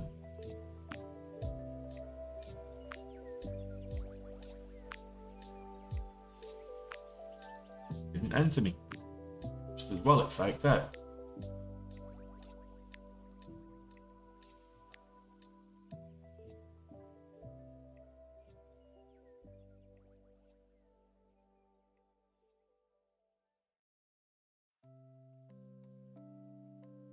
So day one, biopharmaceutical is moving up. It's 14, just broke 1450.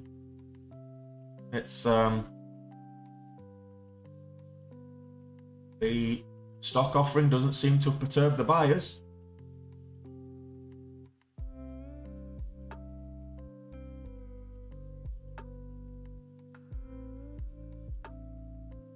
Well, I think you might want to look for a bounce on that PMs. Look for a reversal sign. It's been very strong all week, and it hit market highs this morning. So annual highs even.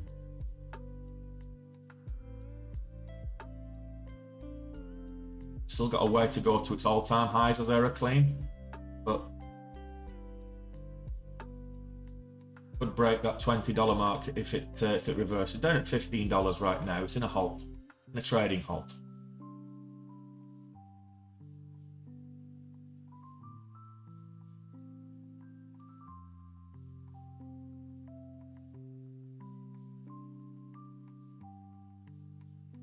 If this breaks below 12, I'm just going to get out. Call it for a bad day. Might be having a red day today.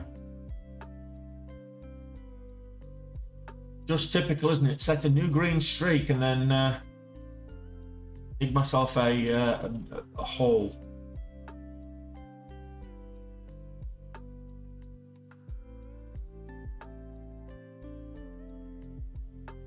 Digging myself a hole, unless red box can have a bit of a turnaround. I expected red box to make a move up, maybe get back to 14s, 13 at least, break 13. I expected it to break 14 today.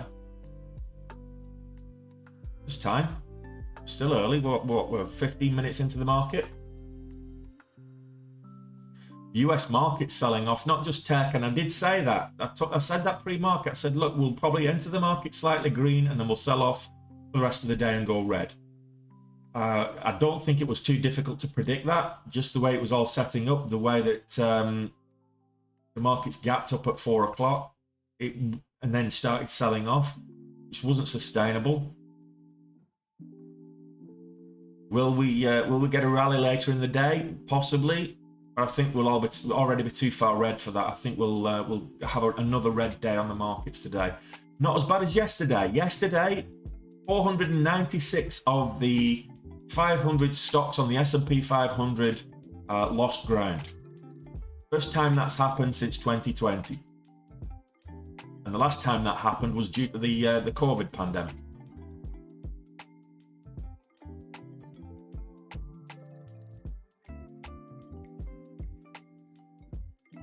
Why am I not setting a halt? There we go.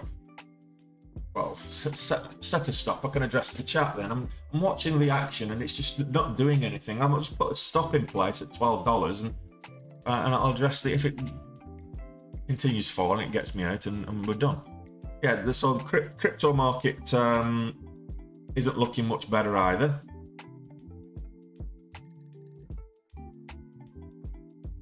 So where are we? Bitcoin, it's up from its lows. It's 22, just over 22k. Ethereum is down at just under $1,200, but it's up from the lows. It did get under $1,100, so here we go. I'll bring this up here. This is crypto. This is your Ethereum. There's your Bitcoin. There's your Dono, 50 cents. So that's having a bit of a rally. And XRP, I still think is a absolute discount buying opportunity at the moment. It's on sale at 31 cents. So that's your crypto.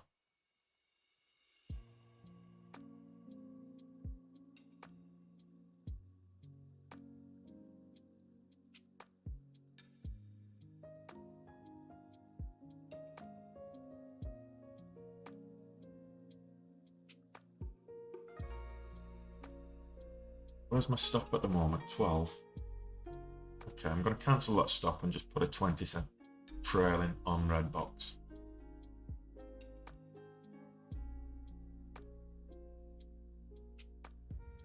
And I can just move. So I've got trailing stop on Redbox as it moves up.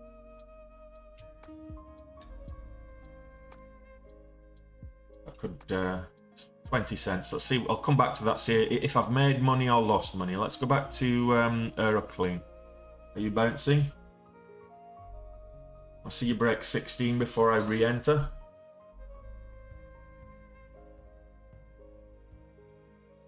Yeah, I'm in Cardano as well. Cardano's having a good, you know, I say it's having a good moment. It's moved up quite nicely today. Long may it continue. Keep moving up. I think the future for Cardano's a good. It's a good prospect. I think XRP is not going to go away. I think next year is going to be the year for XRP.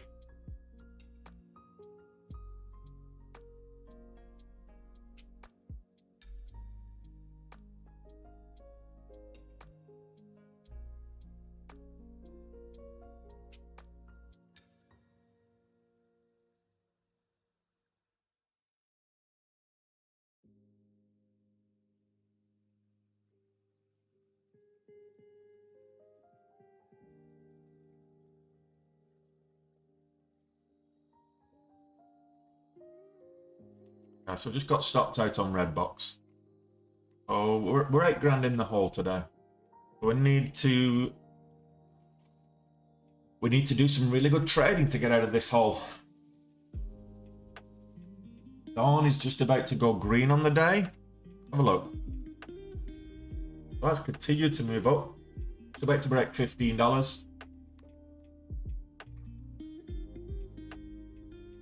Got rejected at 15 on the first pass. See what happens now.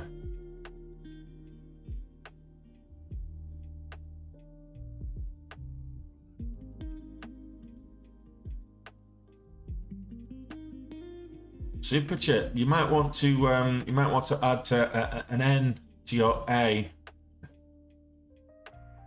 Yeah, Houston has been it's pulling back now. Well, you had these indicators saying it was going to do that, but it's pulling back a little bit, bouncing on the 9 EMA.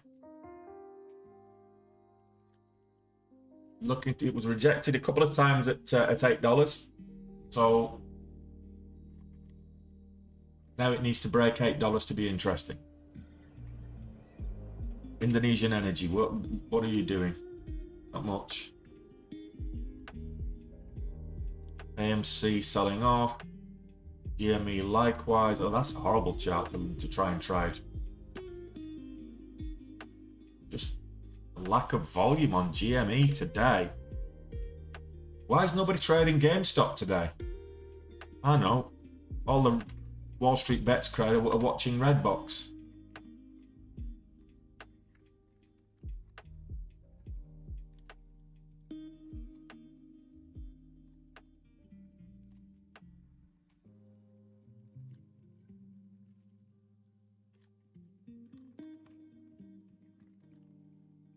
AERC selling off again. It's down at 1440s, 1470s. Dipped as low as 1430s. 1428 is the low now. So we've broke that $15 resistance. Let me just have a look at what the previous level was on AERC. In terms of support. $14 really is the support level from yesterday, resistance from last week, $14.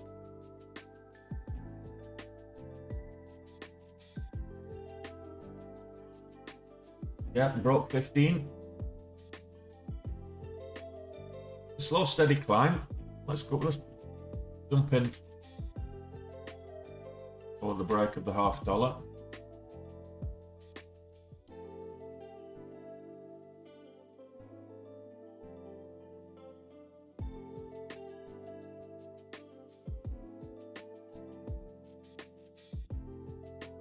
Poor entry, but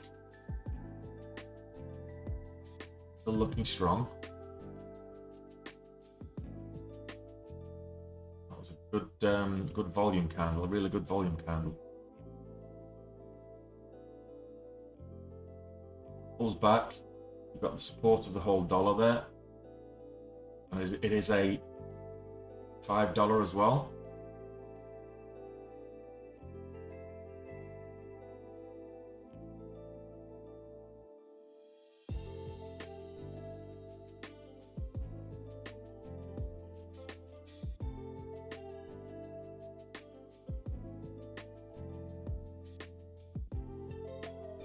Yeah, absolutely. The pullback would have been a good entry, but we've got the $5 whole dollar, 15. There's a nice little pullback to that as well.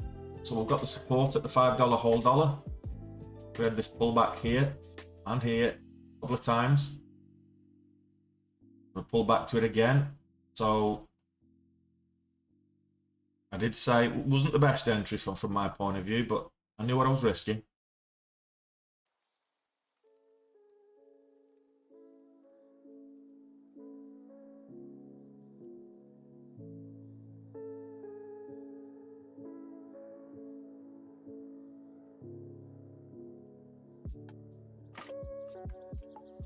Don't stand there looking at me in the window.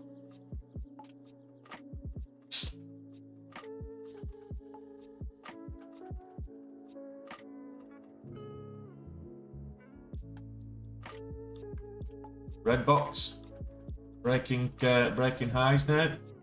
Or testing those highs, 1290.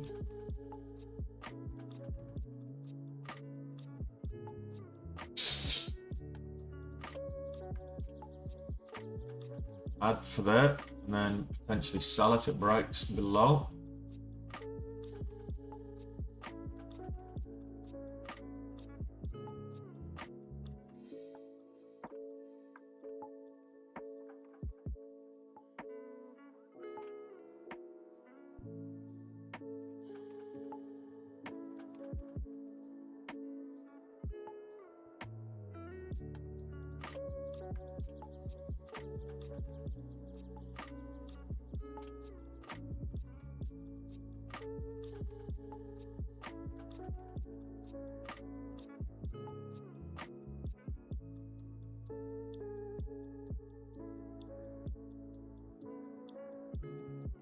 mind the pullback.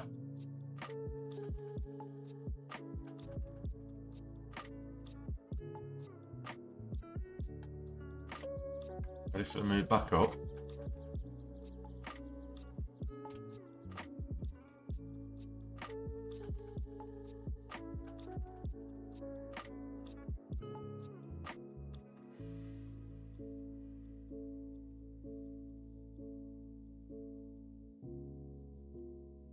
We've got that confirmed support level there, just under $15. Breaks that level, then we just have to get out.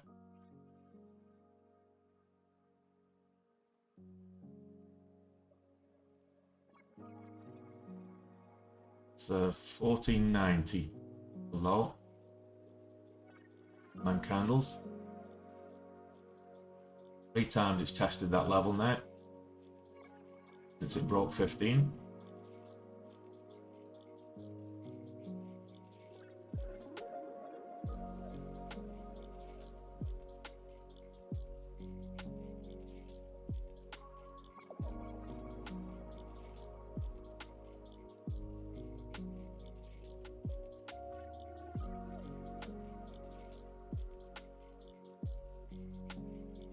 Position for the break of going green, break of $0.25.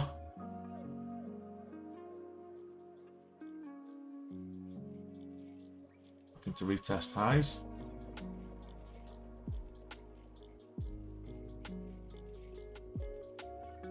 Not the most volatile in terms of speed of movement, but it's been fairly steady.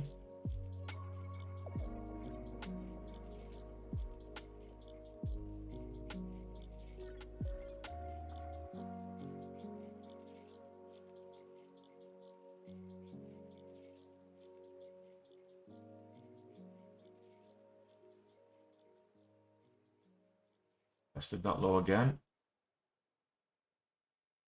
Not a good sign.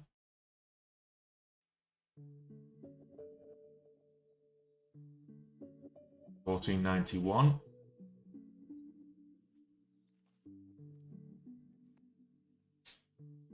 Stopping at $14.90.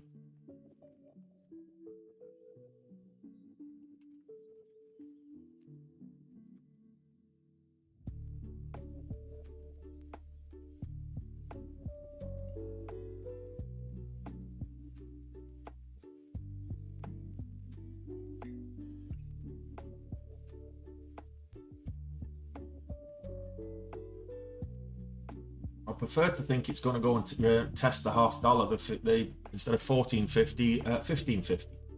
I'd like to agree with you on the $0.50 level, but I'd rather it be the upside rather than the downside.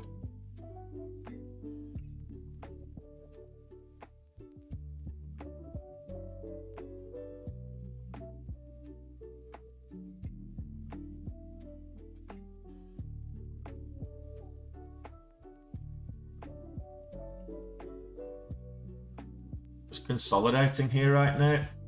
It's got lower highs and a flat bottom, and that typically breaks downwards. So just so you know, I've got the exit indicators right now, and it should be this is likely to move downwards based on the pattern formation. The flat bottom is usually a bearish pattern, but really needs to break back above 15.25 and make new highs.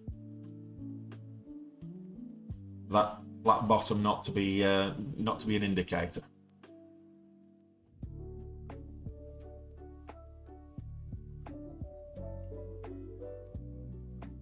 Why I put the stop in at $14.90. Tested that $14.90. It's a $15 resistance level. It's the whole dollar resistance level, but it's also where the green line is as well. So we've tested that $14.90 level a number of times.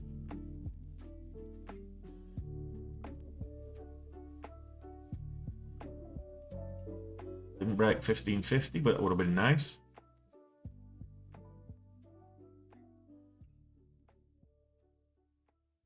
I was 15.45.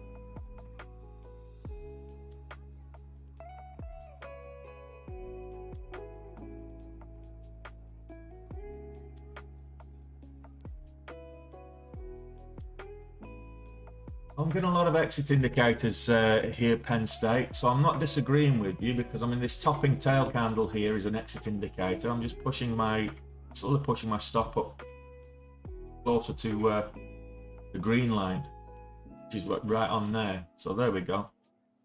It's got stopped out. Wanted to give it enough room. There's just too many exit indicators. I mean, the fact that it did move back up again. Now, where were we with Redbox? So that's 12k, a little bit over my max loss for the day, but still feel we've got a lot to play for. Redbox is just sideways at the moment. That needs to get over 1275 and maintain. AERC.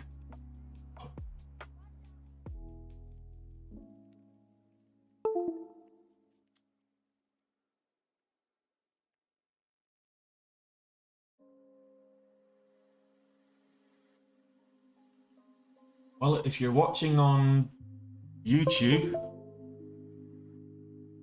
you're okay, because TikTok stream just exited on the basis that my phone just restarted for whatever reason.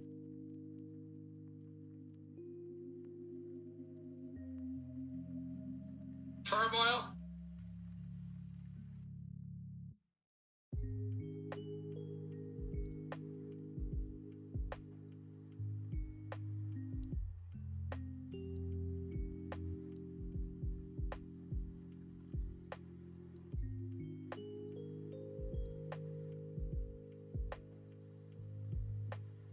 Okay, sorry about that, guys, but the phone just decided to restart on its own. Go figure.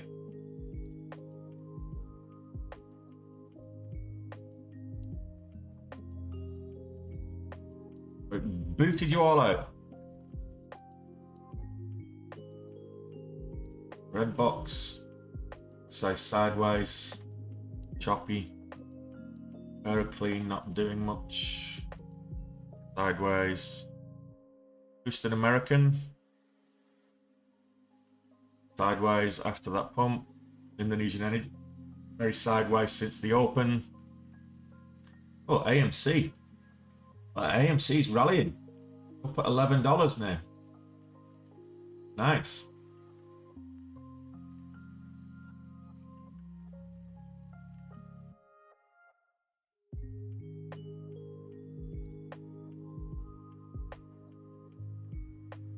I like this hammer. I do like the hammer at $12 on Redbox.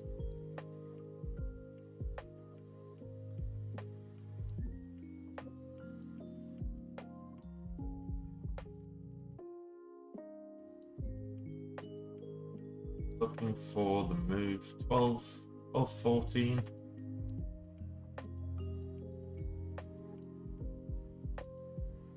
Or 15.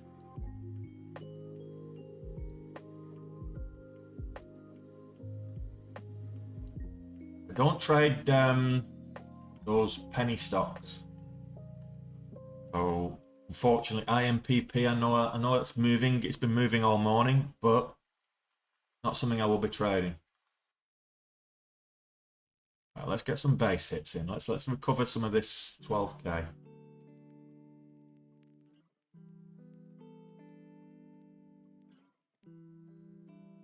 Moving. Let's have a look. Don't like Revlon. Too low. It's halted at the minute. Too low price for me, but this was a classic bounce. So this would have been ideal for you there, Kareem. Huge sell-off on Friday. Consolidation on the 60-minute. Huge sell-off on Friday, consolidation yesterday, and then the bounce and the move up today. So will it get back to kind of $4 or $5? I don't think so, but will it continue up? Maybe up to 350, possibly. I think we'll get a bit of a pullback, but if you're in Revlon, well done. Good stuff.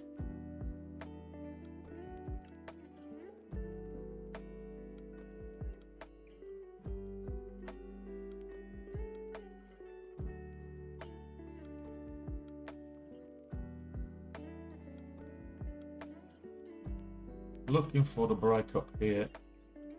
First head and shoulders ish. No, maybe.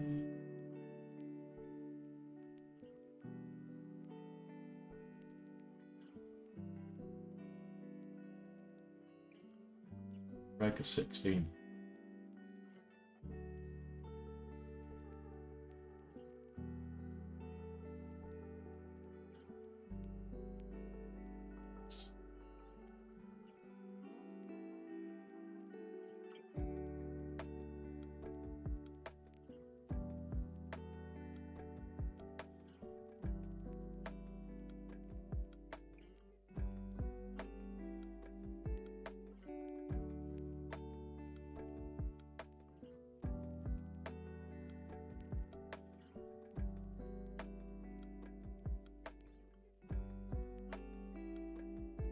But 5,000 shares with AERC for the break of 16. It's now testing the 200 EMA.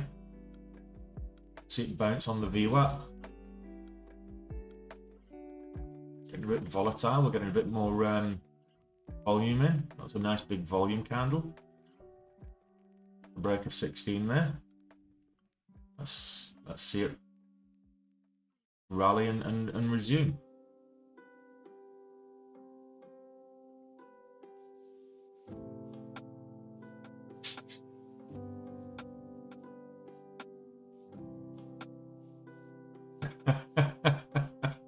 Occasionally it does that on the Roberts. Occasionally it looks when it halts and there's no data coming out of the market, it will show that it's actually got a zero price, and it's not the case. More often than not, if you've got the level 2 data, it usually shows you what the expected resumption price is. But occasionally it'll just show it zero, and it's like if you've got a big position, it's even worse, because if you've got a big position, you're holding a big position like 10,000 or 15,000 shares or 20,000 shares or something, it can be extremely scary.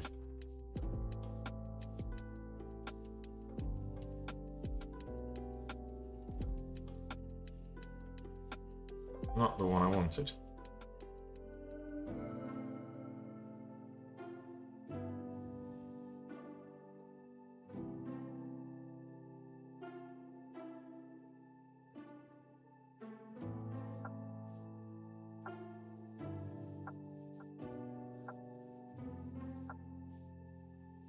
Risking 15 cents here.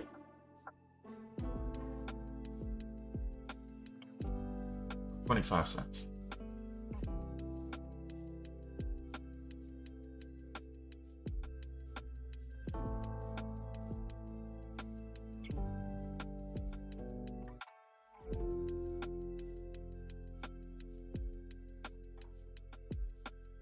Spreads on AERC are, 10-12 cents, so just be wary of that as well. As much as 20 cents were just a minute ago. Be careful of the spreads. Just stop me out. Oh, AERC, I'm not going to go red to four figures on it. I know I did last week and recovered from it. So it's trying to teach me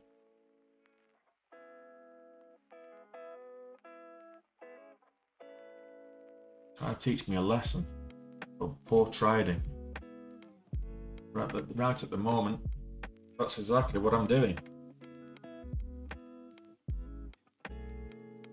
Gone, still not broke down, still not convinced. We've got a descending wedge. This is likely to break down and break the $15 level. It's descending with flat bottom descending wedge. Kind of a bearish, very bearish action. Could I short this? Not shortable. Now would be a good time to short if you can.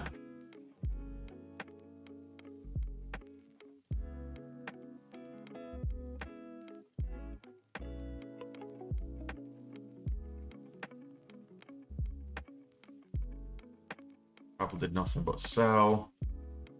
Houston American still up there, $8, still moving up.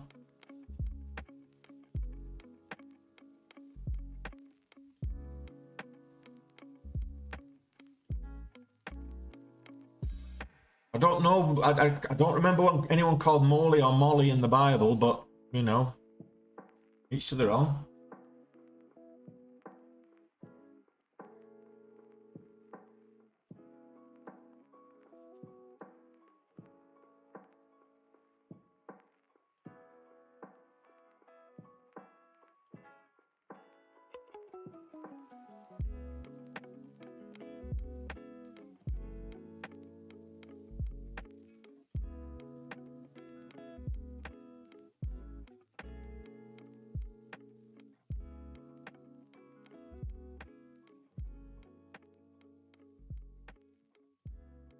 $15.20.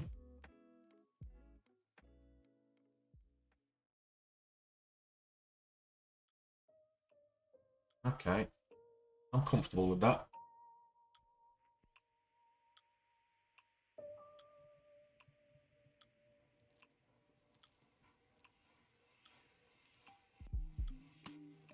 I'm comfortable taking that risk. I'll wait for it to break down to 15.20. I'm going to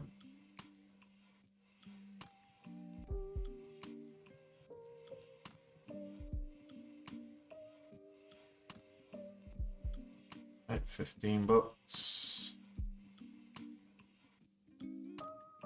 Bounce.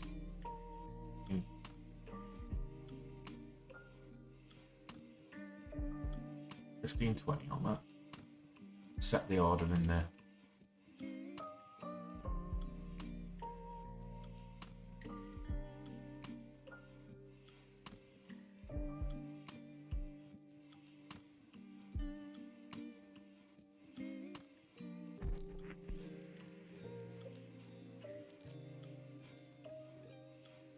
I've set an order for $15.50.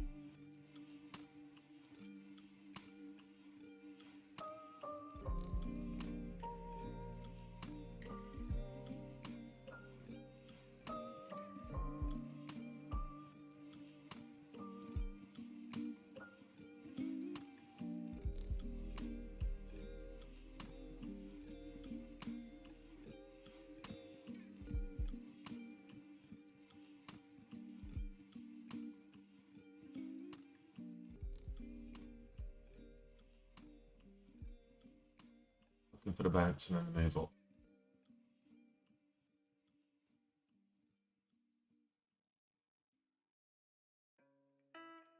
Well, if you're in Revlon, good luck, guys. Looks like it's strong.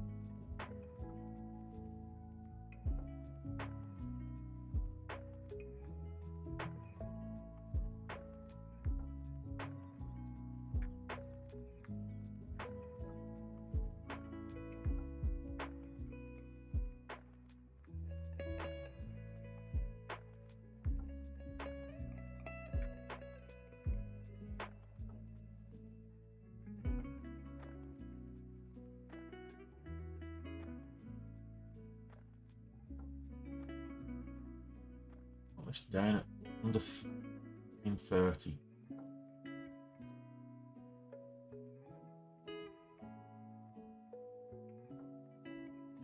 Ready to pull the trigger. This is going to move up. I've missed my opportunity.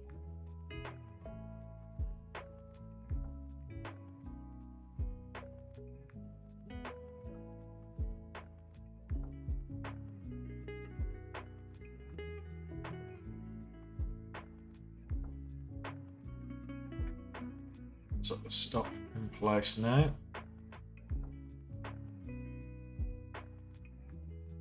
$15.07 is the stop, 30 cents. Expecting this to move up. At least 16.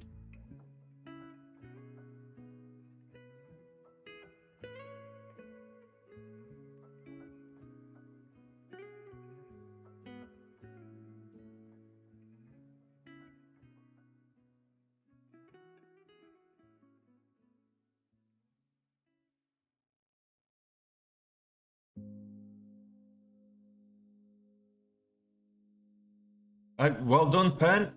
Green day's a good day. Any day that's green is a good day.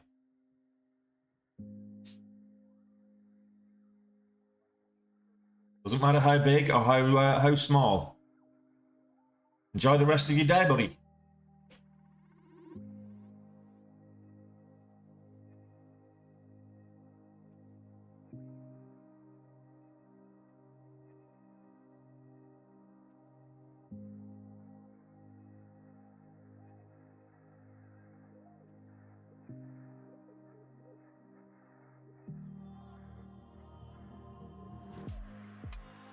I've set my stop there on AERC. I can come back later, and if it breaks that, I lose money. It's about I've risked. Yeah, I'm done. 25k. I'm done for the day. That's my max loss. There's more than my max loss, about double my max loss. What did I start off with? 146, so 14k would have been my max loss. So that's more than double. So I'm done for the day, guys. I'll leave you to it. Big red day for me.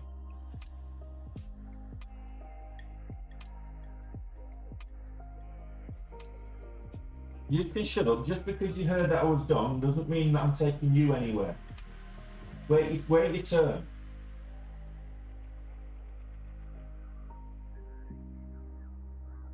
Let's have a look at Revlon. There's no stopping Revlon today. 262. Hope you guys that are in it are taking profits along the way. Make sure you take your profits. It's very extended. But Revlon's having a great day. I don't trade the SPY because it's a derivative. I'd much rather, you're never going to get the SPY moving 15, 20, 30, 40, 50% on a day. Whereas you will with individual stocks that make up that derivative, which is the SPY. So I don't trade ETFs and I don't trade the SPY because they're derivatives. I'd rather trade the individual instruments that make up that derivative. I hope that answers your question. Like red day was coming. I was 14 green days in a row, so red day was coming. So it's just a case of don't make it even bigger than it already was. So you know, when you're taking big size, you want a good when you're taking big size, you want good momentum, and I was taking big size with very stagnant stocks. So they finally caught me. Yeah, they finally caught me, and that happens. And usually when you've got a big account, you're trading big size, you end up getting a big loss. So I'll leave that. Don't think I'll trade anymore today. We'll see if a really good setup presents itself later. But I'll take the dog for a walk now, and come back for power hour. Not likely to be trading, but we'll see. In the meantime, I'll end the stream and take this snoozing bear for a walk. Stay profitable, guys. Look after yourselves and enjoy the rest of your day. Catch you later.